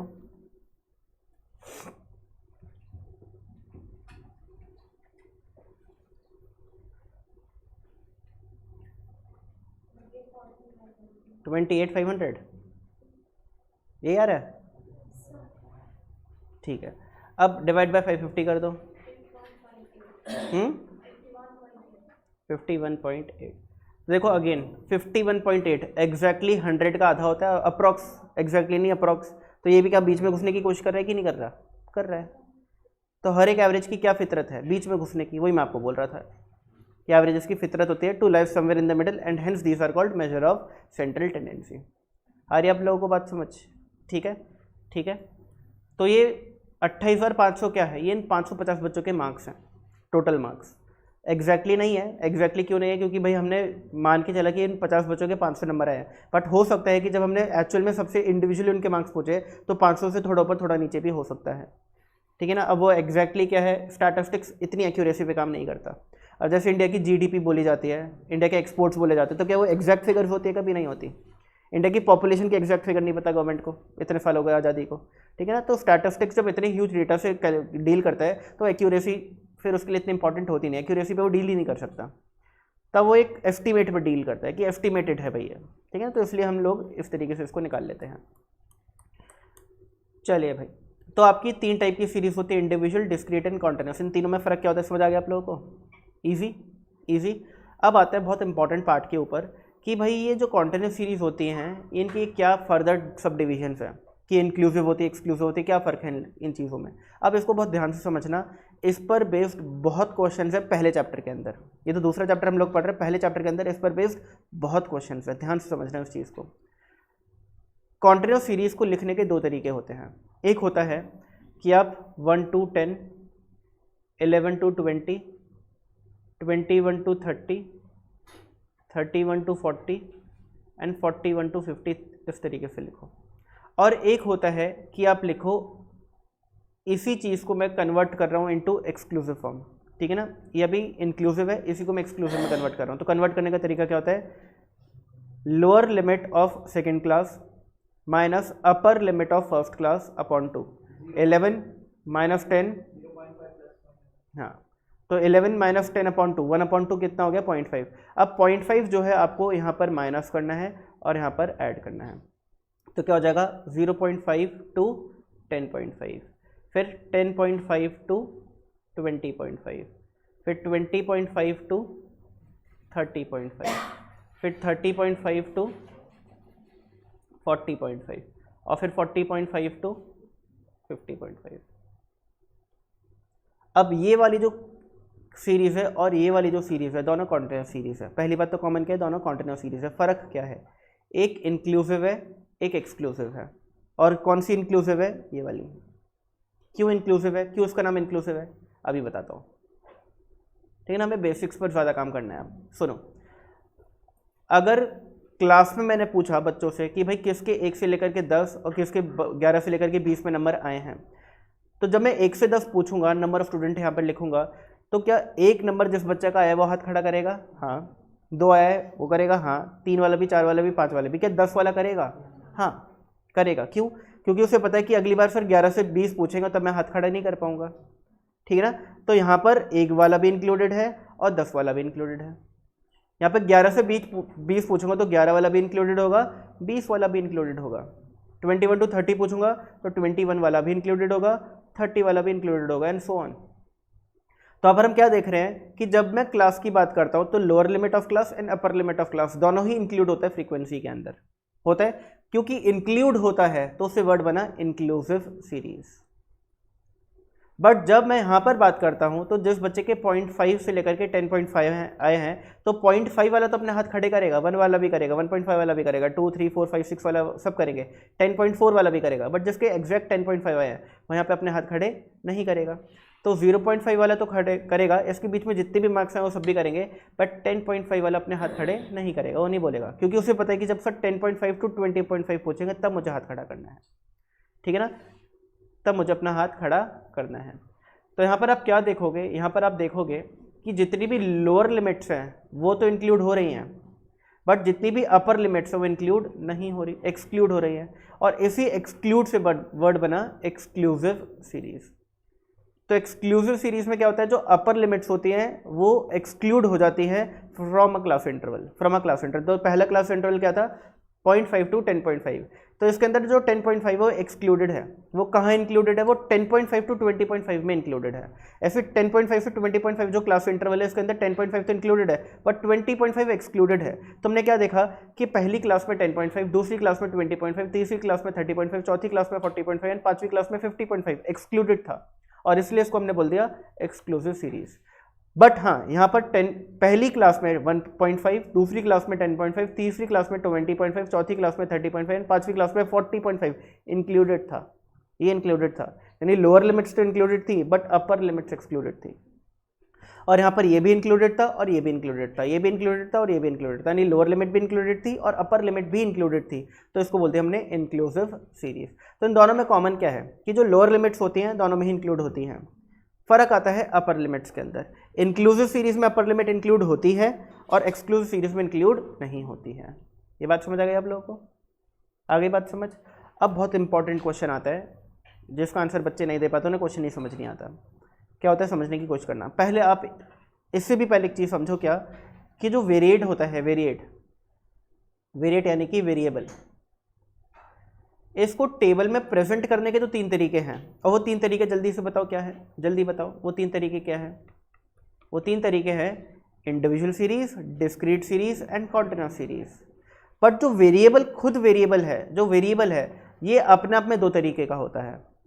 ये वेरिएबल जो है ये 2 तरीके का होता है। एक होता है डिस्क्रीट वेरिएट और एक होता है कॉन्टिन्यूअस वेरिएट। अब देखो, आप बच्चों को सबसे बड़ी दिक्कत क्या होती है, ये कंफ्यूज कर जाते हो आप लोग डिस्क्रीट वेरिएट कॉन्टिन्यूअस वेरिएट को डिस्क्रीट सीरीज और कॉन्टिन्यूअस सीरीज से, जबकि इन दो में और उन दो में ज़मीन आसमान का फ़र्क है, कोई सिमिलैरिटी ही नहीं है। ज़मीन आसमान का फ़र्क इसलिए कोई सिमिलैरिटी ही नहीं है। ये क्या बताता है कि आप अपने डेटा को किस तरीके से प्रेजेंट कर सकते हो टेबल में। डिस्क्रीट बोलता है कि इस तरीके से प्रेजेंट करो, marks number of student, marks number of student, और कॉन्टिन्यूअस बोलता है कि आप क्लास इंटरवल्स बना दो और फिर number of marks number of student, marks number of student, यहाँ पे class interval number of student, class interval number of student, तो लिखने का तरीका बताता है। बट ये क्या बोलता है कि वेरिएबल 2 तरीके का होता है, discrete variate and continuous variate. क्या फ़र्क है, ध्यान से सुनना, बहुत इंपॉर्टेंट है। अगर आपका कोई भी ऑब्जर्वेशन सिर्फ इंटीजर वैल्यूज ले सकता है तो उसको हम बोलते हैं discrete variate. For example, number of petals in a flower, number of misprint in a book. अगर आपका वेरिएबल क्या है, number of petals in a flower है, तो क्या वो कभी भी 2.5, 3.5, 4.5 हो सकता है? नहीं, 1 होगा, 2 होगा, 3 होगा, 4 होगा। ठीक है ना। इंटीजर्स पता है ना क्या होता है, ठीक है ना। इंटीजर्स डेसिमल्स और फ्रैक्शंस में नहीं लिखे जाते, ठीक है ना। Number of misprint in a book, number of road accident on a busy road in a single day. तो रोड एक्सीडेंट 1 हो सकते हैं, 2 हो सकते हैं, 3 हो सकते हैं। क्या 4.5 रोड एक्सीडेंट हो गए? बात कोई लॉजिक है इसमें? नहीं है, ठीक है ना। तो जो चीज़ सिर्फ इंटीजर वैल्यूज ले सकती है वो क्या है, वो डिस्क्रीट वेरिएट है। और जो variate integer plus non integer दोनों वैल्यूज ले सकता है, नॉन इंटीजर दोनों वैल्यूज ले सकता है, वो होता है आपका कॉन्टिन्यूअस वेरिएट। फॉर एग्जांपल, आपका वेट, क्या किसी का वेट हमेशा 60, 61, 62 ही होता है? बीच में कुछ नहीं हो सकता क्या? हो सकता है। जैसे मेरा वेट है 76.2, ये तो नॉन इंटीजर है। बट क्या वेट सिर्फ नॉन इंटीजर होता है? नहीं, हो सकता है किसी का एग्जैक्टली 76 हो। यानी कि वेट एक ऐसा वेरिएबल है जो इंटीजर प्लस और नॉन इंटीजर दोनों वैल्यूज ले सकता है। तो वेट क्या हो गया, कॉन्टिन्यूअस वेरिएट हो गया। बिल्कुल बिल्कुल बिल्कुल बिल्कुल। देखो, इंटीजर्स माइनस में भी जा सकते हैं, तो ये भी माइनस में जा सकते हैं, ये भी माइनस में जा सकता है, बट ये कभी डेसिमल ऑफ फ्रैक्शन में नहीं आ सकता। कौन सा? डिस्क्रीट वेरिएट, क्योंकि ये सिर्फ इंटीजर वैल्यूज ले सकता है, और ये integer as well as non integer दोनों वैल्यूज ले सकता है। ये फ़र्क है मेरे लिए। अब आप लोगों का जो CA फाउंडेशन का एग्ज़ाम होता है, ठीक है ना, उसमें आप लोगों के मार्क्स आते हैं, कोई ना कोई किसी ना किसी के नंबर आते हैं। बताओ मार्क्स कॉन्टिन्यूअस वेरिएट है, डिस्क्रीट वेरिएट है? Very good. देखो, जो कॉन्टिन्यूअस बोल रहे हैं वो ठीक बोल तो रहे हैं, बट फिर भी गलत बोल रहे हैं। क्यों? सुनना, आप लोगों को अच्छे से पता है कि CA फाउंडेशन के अंदर नेगेटिव मार्किंग भी होती है पेपर 3 और 4 में, 0.25 फॉर ईच रॉन्ग आंसर। तो हाई चांसेस हैं कि एक बच्चे के नॉन इंटीजर मार्क्स आए होंगे। अगर उसने एक भी क्वेश्चन गलत किया है तो उसके 0.75 आ रहे होंगे, 12.75, 39.75, ठीक है ना, 98.75। अगर 100 क्वेश्चन थे 99 ठीक है गलत कर दिया तो कितने मार्क्स आएंगे, 98.75 आएंगे। आ रही बात समझ? तो बहुत हाई चांसेस कि उसके नंबर जो है वो नॉन इंटीजर वैल्यू आ रहे होंगे, इंटीजर्स में नहीं होंगे, नॉन इंटीजर होंगे। बट सी इंस्टीट्यूट बहुत अच्छा है, बोलता है कि हम जब भी बच्चों को मार्क्स देते हैं हम उसे राउंड ऑफ करके देते हैं। तो आप पास्ट ईयर्स की मार्कशीट गूगल करना कभी भी, सीए फाउंडेशन मार्कशीट्स बहुत सारी देखेंगे आप लोगों को, आपको एक सिंगल मार्कशीट ऐसी नहीं दिखेगी लाखों करोड़ों में जिसमें आपके नॉन इंटीजर मार्क्स हों। इंस्टीट्यूट का करता है उसको राउंड ऑफ करके हमेशा देता है। तो अब बताओ जो मार्क्स बच्चों के आते हैं सीए फाउंडेशन पे वो डिस्क्रीट वेरिएट हुआ या कॉन्टिन्यूस? डिस्क्रीट वेरिएट हुआ। अब यही सेम क्वेश्चन एग्जाम में आता है कि marks obtained by a student in an examination is discrete variate, continuous variate, any of these, none of these. तो पहले तो बहुत बच्चों को तो क्वेश्चन ही समझ नहीं आता कि भाई question discrete variate continuous variate होता क्या है, बताओ तो सही, ये तो पढ़ाया ही नहीं किसी ने। अच्छा, जिनको समझ आ जाता है वो सोचते हैं कि मार्क्स तो नॉन इंटीजर हो सकते हैं, आओ जी कॉन्टिन्यूस पे टिक कराते हैं। बट उनको इंटेंशन समझनी है पूछने वाले की कि भाई जो पूछने वाला है वो कौन हो, तो सी इंस्टीट्यूट है, उसके लिए क्या है भाई, उसके लिए तो सी फाउंडेशन, फाइनल और इंटरमीडिएट तीनों में से किसी भी लेवल पर किसी भी बच्चे के आज तक मैंने अपने करियर में नॉन इंटीजर मार्क्स नहीं देखे, ठीक है, हमेशा इंटीजर मार्क्स देखे। तो इंस्टीट्यूट की इसमें इंटेंशन है हमेशा इंटीजर वैल्यूज देना, तो उसके लिए वो क्या है, डिस्क्रीट वेरिएट है। तो इसका आंसर क्या होगा, डिस्क्रीट वेरिएट। आ रही बात समझ? अब ये एक इंपॉर्टेंट बात थी, अब इस बात को मैं मर्ज कर रहा हूं विद दिस कॉन्सेप्ट। अगर आपका वेरिएट कॉन्टिन्यूस है तो आप इंक्लूसिव सीरीज का यूज करेंगे या एक्सक्लूसिव सीरीज का यूज करेंगे? इसका आंसर है एक्सक्लूसिव। रीजन बहुत सिंपल है, अगर किसी बच्चे के 10.5 नंबर आ गए, 20.5 नंबर आ गए, तो वो बच्चा बेचारा तो यहाँ पे हाथी खड़ा नहीं कर पाएगा, ठीक है ना। सर ने पूछा कि 1 से 10 के बीच में कितने बच्चों के हैं, ये वाला सोच रहा है यार अभी मुझसे नहीं पूछा, चलो बाद में हाथ खड़ा करूंगा। फिर सर ने पूछा 10 से 20 के बीच में कितने बच्चों के हैं, बोल रहा है मेरा तो कट गया भाई, मुझे तो सर ने पूछा ही नहीं, ठीक है ना, बात समझ आ रही है। तो अगर आपका वेरिएट कॉन्टिन्यूस है, अगर आपका वेरिएट क्या है, कॉन्टिन्यूस है, तो आप हमेशा एक्सक्लूसिव सीरीज का यूज़ करेंगे क्योंकि यहाँ पर वो हमेशा काउंट होगा चाहे उसके मार्क्स कुछ भी हों। और अगर आपका वेरिएट डिस्क्रीट है तो आप यूज़ करते हैं इंक्लूसिव सीरीज का। अब उसके मार्क्स कभी भी 10.5 तो आ ही नहीं सकते, या तो 10 आएंगे या 11 आएंगे, ये तो 20 आएंगे या 21 आएंगे, तो इधर भी काउंट हो जाएगा और उसको कोई दिक्कत नहीं आएगी। तो ये अलग अलग सीरीज इसी पर्पज से बनाई गई हैं, इंक्लूसिव एक्सक्लूसिव, क्योंकि एक दिमाग में क्वेश्चन भी आ सकता है कि सर 2 बनाने की जरूरत ही क्या थी, एक ही बना लेता है।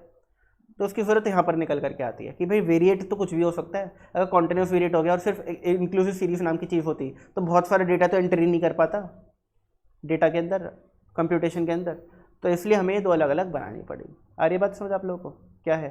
तो एग्जाम में क्वेश्चन आ जाता है कई बार कि if the data is continuous variate, if the data is continuous variate, then which of the following series will you prefer, inclusive series, exclusive series, any of these, none of these। अब 99% बच्चों को question समझ नहीं आता है वाला, सच बता रहा हूँ, 99% बच्चों को समझ नहीं आता, पूछ के लिए हमने तो आज तक पढ़ाई नहीं है सब कुछ, आउट ऑफ सिलेबस पेपर आ गया, तो हार्डली कुछ बच्चे होते हैं जो उसका आंसर दे पाते हैं, जो ये कॉन्सेप्ट पढ़ के जाते हैं। ये बहुत बेसिक चीज़ है जो बच्चे इग्नोर करते हैं आज तक, अभी भी इग्नोर करते हैं, और यही क्वेश्चंस एग्जाम में पूछे जाते हैं। ये फ़र्क है आप लोगों ने जो पढ़ा है स्कूल में और जो सीए फाउंडेशन में पढ़ना है उसमें। अब समझ आ रहा है आप लोगों को कि आपने ये डिटेल्स कभी स्कूल लेवल पे सोची भी थी होती होंगी, इतना माइन्यूट नहीं, कभी पढ़ा था नहीं, मुझे पता ही नहीं पढ़ा होगा, ठीक है ना। और यही इंपॉर्टेंट है सीए फाउंडेशन पे। तो आपको समझ आ रहा है आपका लेवल ऑफ प्रिपरेशन जो था और जो करना है उसमें फ़र्क है बहुत ज़्यादा। अगर वही चीज़ पढ़ के चले गए जो 11th क्लास में पढ़ी है तो स्टैटिस्टिक्स में अच्छे नंबर नहीं आएंगे कभी भी, अब कोई क्वेश्चन नहीं समझ नहीं आएंगे आपको आधे से ज़्यादा, तो कि पूछ क्या रहा भाई, ठीक है ना। चलो जी, तो अब आपको समझ आ गया कि क्या फ़र्क है इंक्लूसिव सीरीज़ में और एक्सक्लूसिव सीरीज़ में। क्लियर हो गई सबको बातें, इजी। आइए अब देखिए डेफिनेशन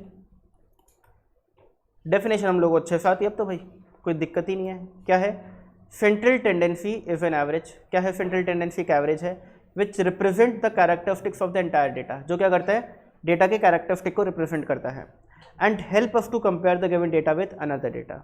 अब मुझे अगर एवरेज मार्क्स इनके पता है और इनके पता है तो मैं कंपेयर कर सकता हूँ, मैं बोल सकता हूँ कि भाई ये पढ़ने में ज़्यादा होशियार है वो कम है, या वो ज़्यादा ये कम है, कंपैरिजन किया जा सकता है। मैंने एक टेस्ट लिया और ईशान सर ने एक टेस्ट लिया, मैंने लिया मैथमेटिक्स का टेस्ट, ईशान सर ने इको का टेस्ट। अब जिसमें क्लास का एवरेज बेटर है वो सब्जेक्ट आप लोगों को बहुत अच्छा चल रहा है, कंपैरिजन हो रहा है, हो सकता है। तो एवरेजेस जो हैं वो कंपेयर करने के लिए हेल्प करते हैं, ठीक है ना, कंपैरिजन के लिए हेल्प करते हैं। और कहीं ना कहीं वो डेटा एक और चीज़ बताएगा कि आपकी लेवल ऑफ प्रिपरेशन कितनी है, मैथ्स में रखा इको में, ये भी बताएगा। अगर एवरेज स्कोर आउट ऑफ 30 बार आया है तो भाई बहुत बेकार चल रहा है आप लोगों का हिसाब किताब, और वही एवरेज अगर 22 23 है तो भाई अच्छी चल रही है आप लोगों की प्रिपरेशन, ठीक है ना। तो ये चीज़ भी होती है। तो central tendency also facilitates us in providing basis for comparison between different distribution. तो अगर आपके पास दो अलग अलग डिस्ट्रीब्यूशन है, दो अलग अलग डेटा है, उनको अगर कंपेयर करना है तो उसके लिए बेसिस ऑफ कंपैरिजन भी बनता है, MCT, measure of central tendency. This average have tendency, यानी कि फितरत है इसकी, to be somewhere at the centre, कहीं ना कहीं बीच में होने की, and hence called measure of central tendency. Following are the criteria for an ideal measure of central tendency. क्या क्राइटेरिया है एक आइडल, ठीक है ना। जैसे इंडियन आइडल कौन होता है भाई, अभी कोई कल परसों जीता था, मैंने न्यूज़ पढ़ी थी, मैंने हालांकि इंडियन आइडल चल रहा था मुझे पता नहीं था, वैसे इन शॉर्ट्स के अंदर वो आई थी नोटिफिकेशन कि इंडियन आइडल 13 का ये विनर है, नाम भी याद नहीं मुझे। तो आइडल कौन होता है, इंडियन आइडल कौन होता है, जो बेस्ट है, ठीक है ना। तो following I the criteria for ideal measure of central tendency, यानी कि जो best measure of central tendency, अब 5 होते हैं ना भाई, 5 में से बेस्ट कौन सा है, आएगा ना दिमाग में, mean, median, mode, geometric mean, harmonic mean, कौन सा बेस्ट है। तो उसके लिए क्राइटेरिया है, जो 5 में से इन क्राइटेरिया में से सबसे ज़्यादा क्राइटेरियाज को सेटिस्फाई करेगा वो बेस्ट होगा। सिंगिंग कंपटीशन में जो सबसे ज़्यादा वर्सटाइल होगा, क्लासिक भी गा रहा है, पॉप भी गा रहा है, ये भी गा रहा है, वो भी गा रहा है, वो जीतेगा, ठीक है ना। ऐसे यहाँ पर जो सबसे ज़्यादा क्राइटेरियाज को सेटिस्फाई करेगा वो बेस्ट होगा। क्या है, it should be properly and unambiguously defined, एक तो अच्छे तरीके से डिफाइंड हो, एकदम अच्छे तरीके से। एक it should be easy to comprehend, उसको समझना आसान हो। It should be simple to compute, उसको निकालना आसान हो। It should be based on all the observation, हर एक ऑब्जर्वेशन से उस पर फर्क पड़ता हो, ऐसा नहीं कि ऑब्जर्वेशन एक दो चेंज हो गई और मेजर ऑफ सेंट्रल टेंडेंसी जो एवरेज था उस पर कोई चेंज ही नहीं आया। फॉर एग्जाम्पल मीडियन, मीडियन क्या होता है, मिडिल वैल्यू। अगर आपका डेटा कुछ ऐसा है 5, 10, 12, 20 और 25, बताओ जी मीडियन क्या है, 12, मिडिल ऑब्जर्वेशन। अगर आप डेटा को अपना असेंडिंग या डिसेंडिंग ऑर्डर में अरेंज कर दो तो जो बीच वाली वैल्यू होती है वो मीडियन होती है, क्या है, 12। अब अगर एक बच्चा मेरे पास आ गया कि सर आपने मुझे 5 नंबर कम दिए, आपने 2 क्वेश्चन तो चेक ही नहीं किया, अरे हाँ सॉरी भाई, लो जी 7 नंबर आने चाहिए तुम्हारे, क्या एवरेज चेंज हो गया, क्या मीडियन चेंज हो गया, नहीं। तो क्या इसको ideal measure of central tendency बोलना चाहिए, नहीं, कि भाई डेटा चेंज हो रहा है तुम तो कोई फर्क ही नहीं पड़ रहा, ये 7 से 9 भी हो जाएगा, 9 से 12 11 भी हो जाएगा, तुम पे कोई फर्क ही नहीं पड़ रहा भाई, आ रही बात समझ। तो हर एक ऑब्जर्वेशन पे बेस्ड होना चाहिए, हर एक ऑब्जर्वेशन पे। मोड भी नहीं होता अच्छा, मोड अच्छा क्यों नहीं होता, क्योंकि मोड होता है observation which is repeated maximum number of times. अगर बच्चों के मार्क्स इस तरीके से ऐसा 1 के 5, 1 के 10, एक और के 10, एक और के 10, 1 के 15, 1 के 17, तो मोड क्या है 10, क्योंकि ये वो नंबर है जो सबसे ज़्यादा रिपीट हो रहा है। अब 15 वाला आया कि सर आपने मुझे मार्क्स गलत दिए हैं, मेरे मार्क्स ज़्यादा होने चाहिए, तो मैंने बोला ले जी सही कर देता, 16 हो गए। अभी भी मोड चेंज होगा क्या, नहीं। बोलते नहीं जी सर अभी भी कम है और बढ़ाओ, लो जी 20 कर दिए, अभी भी मोड चेंज होगा क्या, नहीं। तो क्या मोड हर एक ऑब्जर्वेशन पे बेस्ड है, नहीं।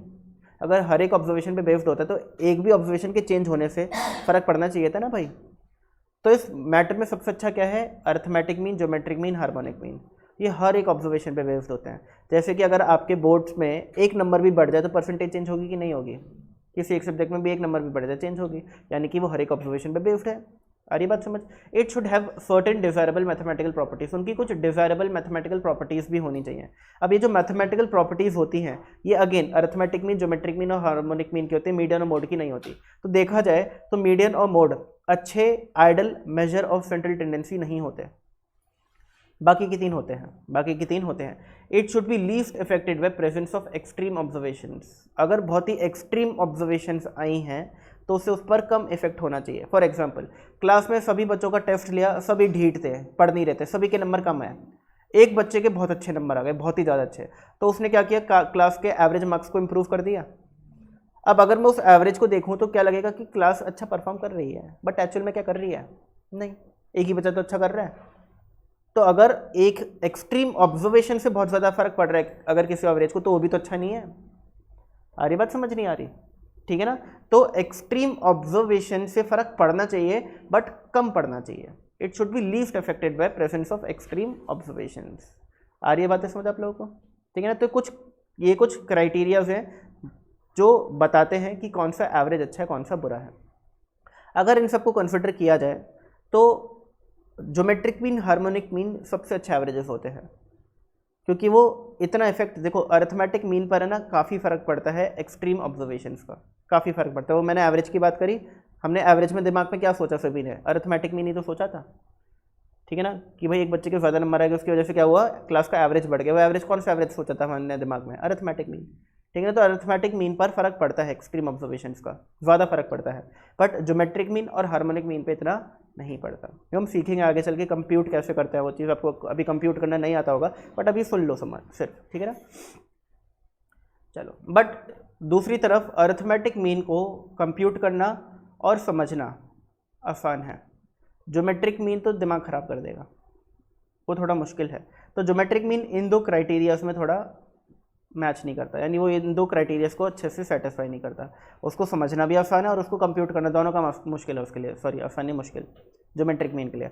Harmonic mean comparatively geometric mean से थोड़ा आसान है कंप्यूट करना भी और समझना भी, ठीक है ना। तो परफेक्ट कोई भी नहीं है, देख रहे हो आप लोग, अगर ज्योमेट्रिक मीन हार्मोनिक मीन इस पॉइंट को सेटिस्फाई कर रहा है तो इस पॉइंट को सेटिस्फाई नहीं कर रहे, अरिथमेटिक मीन इन दोनों पॉइंट को सेटिस्फाई कर रहा है तो इस पॉइंट को सेटिस्फाई नहीं कर रहा, तो परफेक्ट कुछ भी नहीं है, ठीक है। बट फिर भी एम, जेएम, एचएम कंपैरेटिवली बाकी पांचों में थोड़े अच्छे माने जाते हैं, सुपीरियर माने जाते हैं। मीडियन और मोड तो एकदम ही फालतू माने जाते हैं, वो इतने काम के नहीं होते, इसलिए इतना इनका यूजेज भी नहीं है। और वर्ल्ड वाइड सबसे ज़्यादा यूज़ अरिथमेटिक मीन होता है, आपके परसेंटेज हैं वो भी आप अरिथमेटिक मीन से ही निकालते हो, ठीक है ना, सब कुछ अरिथमेटिक मीन से ही निकलता है मैक्सिमम। आइए जी, तो पहला जो आपका मेजर ऑफ सेंट्रल टेंडेंसी है वो कौन सा है, अरिथमेटिक मीन। तो देखो अरिथमेटिक मीन होता क्या है, for a given set of observation the arithmetic mean may be defined as sum of, ये हो गया सम ऑफ का sign, sum of all observation, observation क्या होती है, एक्स, वेरिएबल एक्स होता है उसको हम ऑब्जर्वेशन बोलते हैं, ठीक है ना, x, sum of all observation divided by number of observation, divide by number of observation, तो आपका फॉर्मूला बन गया, ठीक है ना। अब अगर आपके पास इंडिविजुअल सीरीज है तो ये फॉर्मूला है। अच्छा, अरिथमेटिक मीन का जो सिंबल होता है वो ये होता है एक्स बार, तो अगर आपको कहीं भी एक्स बार, वाई बार, जेड बार लिखा हुआ दिख जाए, यानी कोई भी लेटर है उसके ऊपर बार लगा हुआ है, बार, तो यानी कि वो क्या अरिथमेटिक मीन है, arithmetic mean of x, arithmetic mean of y, arithmetic mean of z, इस तरीके से हो जाएगा, ठीक है ना। अगर आपका डिस्क्रीट या कॉन्टिन्यूस सीरीज है तो डिस्क्रीट और कॉन्टिन्यूस सीरीज में क्या होता है, फ्रीक्वेंसी का हमें यूज़ करना पड़ता है टोटल निकालने के लिए। तो देखो यहाँ पे क्या कर दिया, sum of frequency multiply by x, यानी फ्रीक्वेंसी और एक्स का मल्टीप्लिकेशन का sum upon total number of observation, याद है फॉर्मूला हम लोगों ने भी यूज़ किया था थोड़ी देर पहले। फिर ये अज्यूम्ड मीन मेथड और स्टेप डेविएशन मेथड, ठीक है ना, जो आप अच्छे से रटते थे स्कूल लेवल पर, अच्छे से प्रैक्टिस करते थे, वो अब सेम चीज़ यहाँ पर इतनी इंपॉर्टेंट नहीं है, ठीक है ना, इतनी इंपॉर्टेंट नहीं है। बट फिर भी मैं आपको सिर्फ ये फॉर्मूला समझाना चाहूँगा क्या है, ध्यान से सुनना। अगर हम फॉर्मूला देखें अरिथमेटिक मीन का, अज्यूम्ड मीन मेथड, तो फॉर्मूला क्या है, assumed mean plus sum of deviation upon number of observation. F को हटा दो, अभी एफ हम मान के चलते, अभी हम जो इंडिविजुअल सीरीज है उसका अरिथमेटिक मीन निकाल रहे हैं यूजिंग अज्यूम्ड मीन मेथड। तो इंडिविजुअल सीरीज में फ्रीक्वेंसी होती है क्या, नहीं होती, तो इसलिए मैंने फ्रीक्वेंसी का यूज़ नहीं किया। ये बात समझ आ गई आप लोगों को, ठीक है। अब मेरी बात ध्यान से सुनना, डी होता क्या है, डी होता है डेविएशन। क्या होता है, डेविएशन। डेविएशन क्या होता है, एक्स माइनस एनी वैल्यू। अगर आप x के अंदर कोई भी वैल्यू माइनस कर दो वो उसको हम डेविएशन बोलते हैं। फॉर एग्जांपल, अगर मेरे पास डेटा है 5, 8, 10, 12, 20, अब अगर मुझे डेविएशन निकालनी है, डी निकालना है, तो मैं क्या करूँगा, x के अंदर कोई भी नंबर माइनस कर सकता हूँ। आप लोगों को क्या सिखाया जाता है कि अज्यूम्ड मीन, यानी कि इनमें से कोई भी एक नंबर अज्यूम कर लो, कोशिश करो बीच वाला हो। बट मैं आपको क्या बोल रहा हूँ कि अज्यूम्ड मीन की जगह ए होता है एनी वैल्यू, और एनी वैल्यू यानी कि एनी वैल्यू, अगर वो वैल्यू यहाँ पर नहीं भी है वो भी ले सकते हो आप, 100 भी ले सकते हो। यहाँ पे 100 है क्या, नहीं है, फिर भी आपका आंसर ठीक आएगा। 200 ले लो फिर भी आंसर ठीक आएगा, 1 ले लो फिर भी आंसर ठीक आएगा, 50 ले लो तब भी आंसर ठीक आएगा, कुछ भी ले लो आंसर हमेशा सेम आएगा। तो मैंने अभी के लिए ए जो है अज्यूम्ड मीन, ए जो है वो मैंने ले लिया लेट से 25। इन सब में है क्या? नहीं है। तो अब बताओ डिवीजन, पहला डिवीजन क्या होगा? 5 माइनस 25 माइनस 20। दूसरा क्या होगा? माइनस 17। तीसरा क्या होगा? फिर क्या होगा? और फिर क्या होगा? ठीक है ना। अब आप क्या करोगे? इन डिविजन्स को ऐड करोगे तो हम बोलेंगे सम ऑफ डिविजन्स। बताओ क्या आ रहा है इन सबका सम टोटल? 37, 42, 52, 55, 65, 70। माइनस 70 आ रहा है? आ रहा है। तो मैंने यहाँ पे लिख दिया summation d is equal to minus 70। अब मैंने आपको क्या बोला कि डिविजन्स का अरिथमेटिक मीन निकालो। क्या निकालो? डिविजन्स का अरिथमेटिक मीन निकालो। तो कैसे निकालोगे बताओ? अरिथमेटिक मीन ऑफ डिविजन्स क्या होगा? अरिथमेटिक मीन ऑफ डिविजन्स क्या होगा? बताओ। Sum of all divisions upon number of divisions. कितनी डिविजन्स हैं? 5। यानी नंबर ऑफ ऑब्जर्वेशन और नंबर ऑफ डिविजन हमेशा सेम होगा। होगा कि नहीं होगा? हमेशा सेम होगा। हमेशा सेम होगा। जितने नंबर, जितनी ऑब्जर्वेशन होंगी उतनी डिविजन होंगी। ऑब्वियस सी बात है। ठीक है ना। तो कितना आंसर आ गया बताइए? माइनस 14। अब बताओ अरिथमेटिक मीन का फॉर्मूला क्या था? हाँ, A plus sum of d upon n. यानी assumed mean plus arithmetic mean of deviations. और वो कितना है? माइनस 14। तो आंसर क्या आ जाएगा बताइए? 11। अब बताओ 5 प्लस 8 कितना होता है? 13। 13 प्लस 10 23। 23 प्लस 12 35। 35 प्लस 20 55। बताओ 55 अपॉन 5 कितना होता है? 11। आ गया सेम आंसर। आ रही बात समझ? डिवीजन यहाँ पे माइनस में आया है इसलिए माइनस में लिखा है। यहाँ पे डिवीजन माइनस में क्यों है? क्योंकि सम ऑफ डी माइनस आ रहा है यहाँ पर। ज़रूरी थोड़ी ना कि सम ऑफ डिवीजन हमेशा माइनस ही हो। ज़रूरी नहीं है, पॉजिटिव भी हो सकता है। अगर मैं यहाँ पर ए जो है 25 ना लेकर के 5 लेता तो बताओ 5 माइनस 5 0, 8 माइनस 5 3, 10 माइनस 5 5, 12 माइनस 5 7 और 20 माइनस 5 15। अब ये पॉजिटिव आता। फिर हम क्या करते? ए यानी कि 5 plus arithmetic mean of deviation करते जो कि एक पॉजिटिव नंबर होता। आ रही बात समझ? ठीक है। तो कई बार क्वेश्चन देखो, मैंने क्यों बताया आपको ये कि आपको समझ आए। पहली बात तो फॉर्मूला कर क्या रहा है? ये क्या करे? अज्यूम्ड मीन में ऐड कर रहा है अरिथमेटिक मीन ऑफ डिविएशन। ठीक है ना। अब क्वेश्चन एग्जाम में क्या आता है? सुनना, क्वेश्चन एग्जाम में ही आता है कभी कभी। ठीक है ना। ये नहीं कि हर बार आएगा, बट चांसेस है ऐसा आ सकता है। 5th क्वेश्चन देखो। Which of the following is true? Arithmetic mean is equal to assumed mean plus arithmetic mean of deviation of n terms. Geometric mean is equal to assumed mean plus arithmetic mean of deviation of terms, both or none. तो अभी हम लोगों ने क्या देखा कि arithmetic mean क्या होता है? Assumed mean. अरिथमेटिक मीन क्या होता है? Assumed mean plus arithmetic mean of deviations. तो ए ऑप्शन सही हो गया। तो इस टाइप के क्वेश्चन एग्जाम में आ जाते हैं और हम लोगों को क्या लगता है जो ठीक से प्रिपेयर करके नहीं आते कि पता नहीं कैसे कैसे क्वेश्चन आए थे, अजीब सा पेपर आ गया। ठीक है ना। तो आपकी लेवल ऑफ प्रिपरेशन अगेन दोबारा बोल रहा हूँ और बोलता रहूँगा हर क्लास में कि डिफरेंट होनी चाहिए। वो लेवल पे प्रिपेयर करके मत जाना जो 11th में पढ़ा है। वो क्वेश्चंस नहीं आते। अब आपको यहाँ पर एक भी क्वेश्चन नहीं दिखेगा मेरी बुक में, अगर मैं पेजेस पलट पलट के दिखाऊँ जो उस लेवल का हो, जो स्कूल का होता है। आपको सब छोटे छोटे क्वेश्चन दिखेंगे। देखो कितने क्वेश्चन हैं? 128। और एक भी क्वेश्चन उस टाइप का नहीं है। एक दो होंगे बट उनका भी उतना लेवल नहीं है जितना स्कूल का होता है, और वो एग्जाम में आते भी नहीं है। जैसे मैं आपको दिखाता हूँ, ये वाला क्वेश्चन आ गया। ठीक है ना। ये अब आपको लग रहा है सर ये तो देखो ये टेबल फ्रीक्वेंसी दे रखी है, तो इसका जो लेवल है वो बहुत ईजी है और ये बहुत जल्दी कैलकुलेटर पे सॉल्व हो जाता है। आपको उतना वो लंबी जो स्कूल में टेबल बनाते थे वो बनाने की जरूरत नहीं है इसके लिए। और इस टाइप के क्वेश्चन एग्जाम में आते भी कम है, वेरी लेस चांस होते हैं। प्रैक्टिस के लिए डाल रखा है एक तरीके से, समझ लो। ठीक है, बातें क्लियर है? चलो, तो note, mean can be computed from inclusive series without converting it into exclusive form. तो देखो क्या कह रही है, बहुत इंपॉर्टेंट बात बोल दी कि अगर आपको अरिथमेटिक मीन कैलकुलेट करना है तो आप इंक्लूसिव सीरीज़ का यूज़ करके ही निकाल लो, आपको इसे एक्सक्लूसिव सीरीज़ में कन्वर्ट करने की ज़रूरत नहीं है। यानी अगर बाय चांस स्कूल लेवल पर क्वेश्चन आया होता और आपको इंक्लूसिव सीरीज़ गिवन होती और आपको अरिथमेटिक मीन निकालना होता, तो आपको एक क्लास इंटरवल गिवन होता, इनकी फ्रीक्वेंसी गिवन होती, तो क्या आपको पहले इंक्लूसिव को एक्सक्लूसिव में कन्वर्ट करना पड़ता फिर अरिथमेटिक मीन निकालते, या डायरेक्टली यहाँ से निकाल सकते थे? आंसर इफ डायरेक्टली निकाल सकते थे। क्यों? सिंपल रीज़न है, क्योंकि जो मिड वैल्यूज़ हैं वो दोनों केसेस में सेम आएंगी। बताओ 1 + 10 11/2 5.5, बताओ 11 + 20 31/2 15.5। यहाँ पे देखो 0.5 + 10.5 11/2 5.5, 10 + 20 30 + 1 31/2 15.5, तो सेम ही आएंगी ना। जब मिड वैल्यू सेम है, फ्रीक्वेंसी सेम है, तो सम ऑफ एफ एक्स भी तो सेम होगा, नंबर ऑफ ऑब्जर्वेशन भी सेम होंगी, तो अरिथमेटिक मीन भी सेम होगा। आ रही बात समझ? अभी क्यों सेम है यहाँ पे, मिड वैल्यूज क्यों सेम है? बहुत सिंपल लॉजिक है। आपने एक नंबर 0.5 यहाँ पे हटाया, डिक्रीज किया, तो यहाँ पे ऐड किया, तो उसका इफेक्ट तो नलिफाई हो गया ना। आपने एक जगह 0.5 माइनस किया, तो एक जगह 0.5 ऐड किया, तो -0.5 + 0.5 क्या हो गया? 0। उसका इफेक्ट नलिफाई हो गया, तो इफेक्ट नलिफाई हो गया तो मिड वैल्यू सेम आएंगी। आ रही बात समझ आप लोगों को? ठीक है,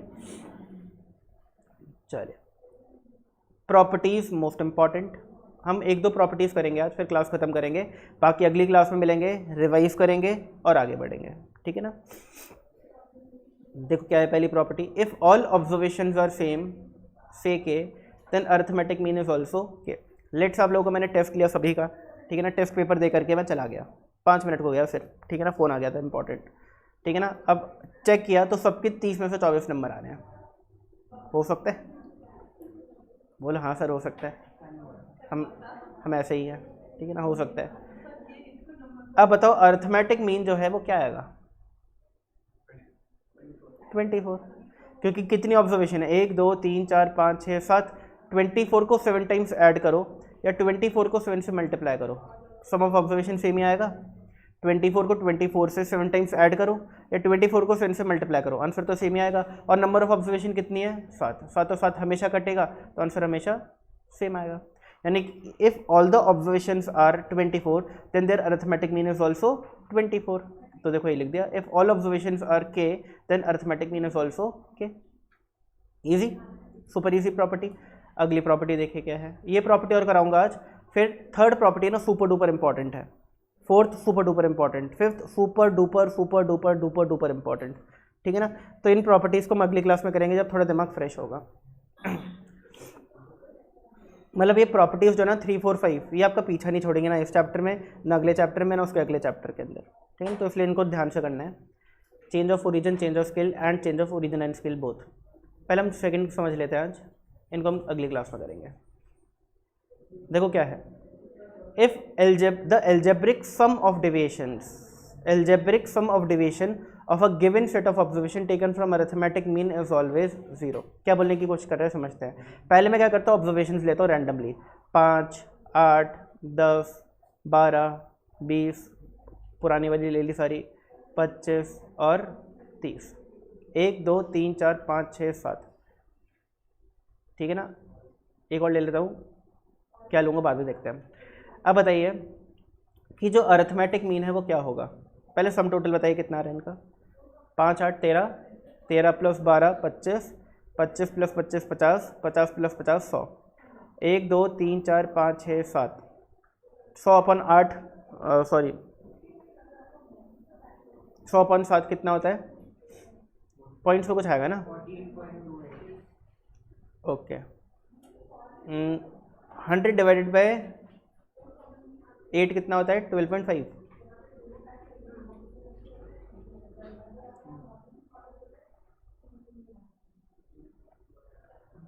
अगर मैं 144 डिवाइडेड बाय 8 करूँ तो आंसर क्या आता है बताना? 18, ठीक है। तो देखो हमने एक ऑब्जर्वेशन और डाल दी, तो हमारा सम टोटल 100 की जगह 144 हो गया। अब अरिथमेटिक मीन क्या आ गया? 144/8 यानी कि 14। अरे बात समझ। अब ये तो अरिथमेटिक मीन आ गया। अब प्रॉपर्टी क्या कहती है वो समझने की कोशिश करते हैं। प्रॉपर्टी बोलती है कि अगर मैं सभी डिविएशंस को ऐड करता हूँ तो सभी डिविएशंस का जो टोटल है, जितनी भी डिविएशंस है, अगर इनको मैं ऐड करता हूँ तो इनका जो टोटल है वो हमेशा 0 आएगा। 18 है, चलो 18 लिख दो यार। सुनो, अगर मैं सभी डिविएशंस को ऐड करता हूँ तो सम ऑफ डिविएशंस जो है वो हमेशा 0 आएगा। अब आप बोलोगे सर यहाँ पर तो नहीं आया था, यहाँ पर तो सम ऑफ डिविएशन -17 आया था। अब प्रॉपर्टी का जो सबसे इंपॉर्टेंट पार्ट है वो है कि मुझे जो डिविएशंस निकालनी है वो निकालनी है from arithmetic mean, taken from arithmetic mean. अब यानी कि मुझे डिविजन्स निकालने के लिए क्या करना है, एक्स में कोई भी नंबर माइनस करना है, जो नंबर माइनस करना है वो होना चाहिए अरिथमेटिक मीन। तो यानी कि मेरा ए क्या हो गया, मेरा ए हो गया 18, ठीक है ना। अब बताओ 5 माइनस 18 कितना होता है, 8 minus 18, 10 minus 18, 12 minus 18, 20 minus 18, 25 minus 18, 30 minus 18 और 44 माइनस 18, ये कितना होगा 26। और अब आप इन सब का टोटल करोगे वो 0 आएगा, ये 100% श्योर है।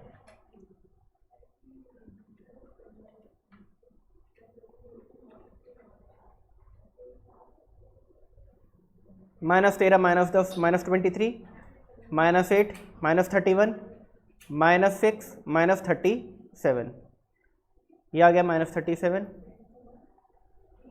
9 + 12 21 + 6 27 + 20, मैंने कुछ गलत कराया, ये 16 होगा क्या। 44 - 18 कितना होता है बताना यार।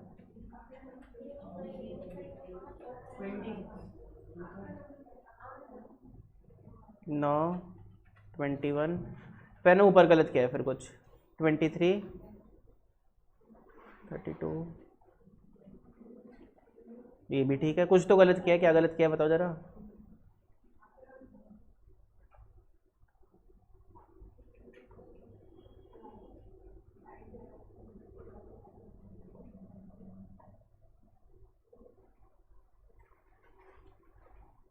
या इनका सम टोटल अरिथमेटिक मीन गलत निकाला है क्या, ये सब ऐड करना दोबारा से एक बार। नहीं, इन सबको ऐड करके देखो 144 आ भी रहा है, कुछ तो गलत है।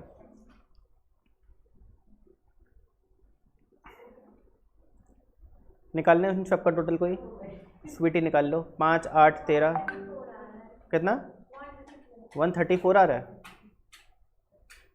वही मैं बोल रहा था कुछ तो गलत है। 134 डिवाइडेड बाय 8 करना कितना आता है,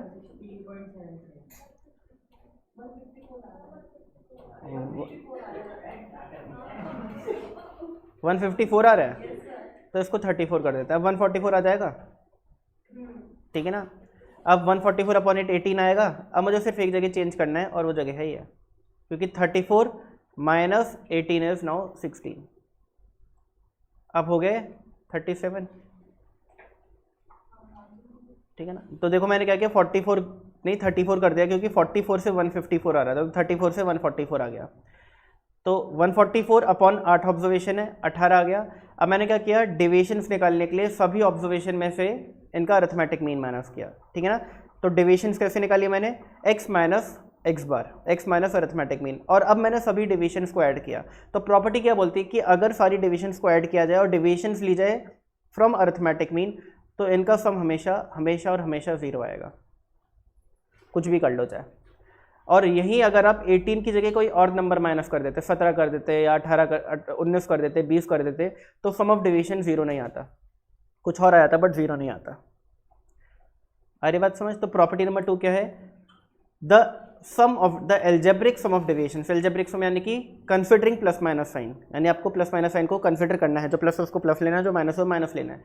the algebraic sum of divisions, फिर divisions of given set of observations, और डिविजन्स लेनी कैसे है, taken from arithmetic mean, is always 0। तो इनका सम क्या होगा, हमेशा 0 होगा। तो कह रहा है sum of division is always 0। अब देखो डिवीजन कैसे निकाली मैंने, यहाँ पर देखो x माइनस एक्स बार करके, तो देखो x माइनस एक्स बार लिख दिया। अब अगर आपके पास फ्रीक्वेंसी भी होती तो आप क्या करते, डिविजन्स को फ्रीक्वेंसी को मल्टीप्लाई करके FD निकालते और इन सबको ऐड करते, इनका सम 0 आता। क्यों करना पड़ता, बताओ ऐसा क्यों करना पड़ता, इसका आंसर 0 क्यों नहीं आता फिर। अगर मेरे पास फ्रीक्वेंसी भी होती, कर ही देता हूँ, कितना ही टाइम लगेगा, अगर मेरे पास फ्रीक्वेंसी भी होती तो कैसे होता। फ्रीक्वेंसी ले लिया मैंने 2 3 5 6 5 3 2 1, तो 2 + 3 5, 5 + 5 10, 10 + 6 16, + 5 21, 21 + 6 27। fx निकालो क्या होगा, 10 24 50 72 100 75, 60 एंड 34। अब आपको अरिथमेटिक में निकालना है। ये 25 इंटू 3 है ना, हाँ 20, 25, 30, ठीक है। तो सम ऑफ एफ एक्स क्या होगा, sum of f x upon n, तो कितना आ गया टोटल बताइए, 27 से डिवाइड कर देना। 34, 84, 86, 156, 256, यहाँ तक तो 256 आ रहा है। फिर भी एक बार कर लो सारी ऑब्जर्वेशन स्क्वायर।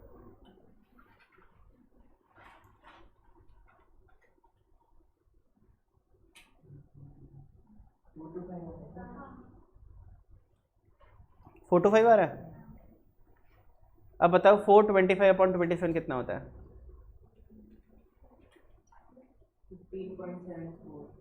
15.74। लो जी, दिक्कत वाली बात है बट कोई नहीं। डी क्या करना है, x माइनस एक्स बार, यानी कि x में आपको माइनस करना है 15.74। तो पहला क्या आएगा, माइनस 10.74, दूसरा क्या आएगा, माइनस 7.74, ये आएगा, देख लेना एक बार, चेक कर लेना। फिर क्या आएगा 5.74, फिर क्या आएगा 3.74, ठीक है ना यहाँ तक।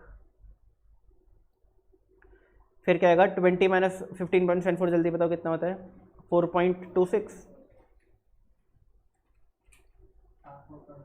फिर हो जाएगा 9.26, फिर आपका हो जाएगा 14.26 और आपका हो जाएगा 18.26। अब एक बात बताओ, अगर मैं इन सभी डिविजन्स को ऐड करता हूँ तो आंसर 0 आएगा, हाँ या ना? जल्दी बताओ, आंसर 0 आएगा कि नहीं? नहीं आएगा, क्योंकि आपकी जितनी ऑब्जर्वेशंस होती हैं उतनी ही डेविएशंस होती हैं, हाँ या ना? ये कितनी है, 1 2 3 4 5 6 7 8, क्या आपकी 8 ऑब्जर्वेशन है या 27 ऑब्जर्वेशन है? 27। तो 27 ऑब्जर्वेशंस का डेविएशन ऐड करने पे 0 आएगा ना, 7 का ऐड करने पे थोड़ी ना आएगा। अब मुझे 27 डेविएशंस का सम निकालना है, तो कैसे निकालूंगा, मैं उससे मल्टीप्लाई कर दूंगा। तो मैं बोलूँगा कि जो माइनस 10.74 डेविएशन है 2 बार आ रही है, तो 10.74 मल्टीप्लाई बाय 2 कितना आएगा, माइनस समथिंग। फिर 7.74 3 बार आ रही है, तो दिस मल्टीप्लाई बाय 3, और अब इनका सम ऑफ डेविएशन 0 आएगा। यानी कि प्रॉपर्टी में क्या चेंज आ गया, प्रॉपर्टी में चेंज आ गया कि sum of frequency multiply by deviation is always 0। समझ आ गया क्यों हमने डेविएशन को फ्रीक्वेंसी से मल्टीप्लाई किया? लॉजिक समझ आ गया आप लोगों को? लॉजिक समझना ज़रूरी है, ठीक है ना। लॉजिक ये है कि अगर आप फ्रीक्वेंसी वाला केस है और आप सिर्फ इन डेविएशंस को टोटल कर दो तो इसका टोटल 0 कैसे आएगा, क्योंकि डेविएशंस यहाँ पर जो दिख रही हैं वो तो सिर्फ 8 है, 1 2 3 4 5 6 7 8, बट टोटल ऑब्जर्वेशन 27। और अभी हमने थोड़ी देर पहले देखा था कि जितनी डेविएशन होंगी उतनी ऑब्जर्वेशन भी होंगी, और जितनी ऑब्जर्वेशन होंगी उतनी डेविएशंस भी होंगी। तो आपको 27 डेविएशंस का सम टोटल 0 आएगा ना। और 27 डेविएशन का सम टोटल निकालेंगे कैसे, हर डेविएशन को कितनी बार वो रिपीट हो रही है उसकी फ्रीक्वेंसी से मल्टीप्लाई करो, यहाँ पे जितने भी ऑब्जर्वेशन आएंगे इन सबको ऐड करो, इन सबको ऐड करो, और फिर टोटल इनका आएगा, फिर इनका टोटल आएगा आपका 0। आ गई बात समझ आप लोगों को? ठीक है ना। तो आज के लिए इतना ही रखेंगे हम लोग, अगली क्लास में मिलेंगे और आगे की आने वाली इंपॉर्टेंट प्रॉपर्टीज़ करेंगे। बट मेरे आप लोगों से रिक्वेस्ट रहेगी कि आज जो भी किया है इसको एक बार बैठ करके रिवाइज कर लेना, ठीक है ना। इस लेक्चर की रिकॉर्डिंग आपको मिल जाएगी, ठीक है ना, ग्रुप पे दे देंगे, आराम से बैठ के रिवाइज कर लेना। और पीडीएफ भी शेयर कर दूंगा ये वाली, तो अगर आपको रिकॉर्डिंग से रिवाइज नहीं करना, सिर्फ रिकॉल करना कि क्या क्या पढ़ा है एक बार देखना है, तो पीडीएफ से रिवाइज कर लेना, ठीक है। Okay, bye bye.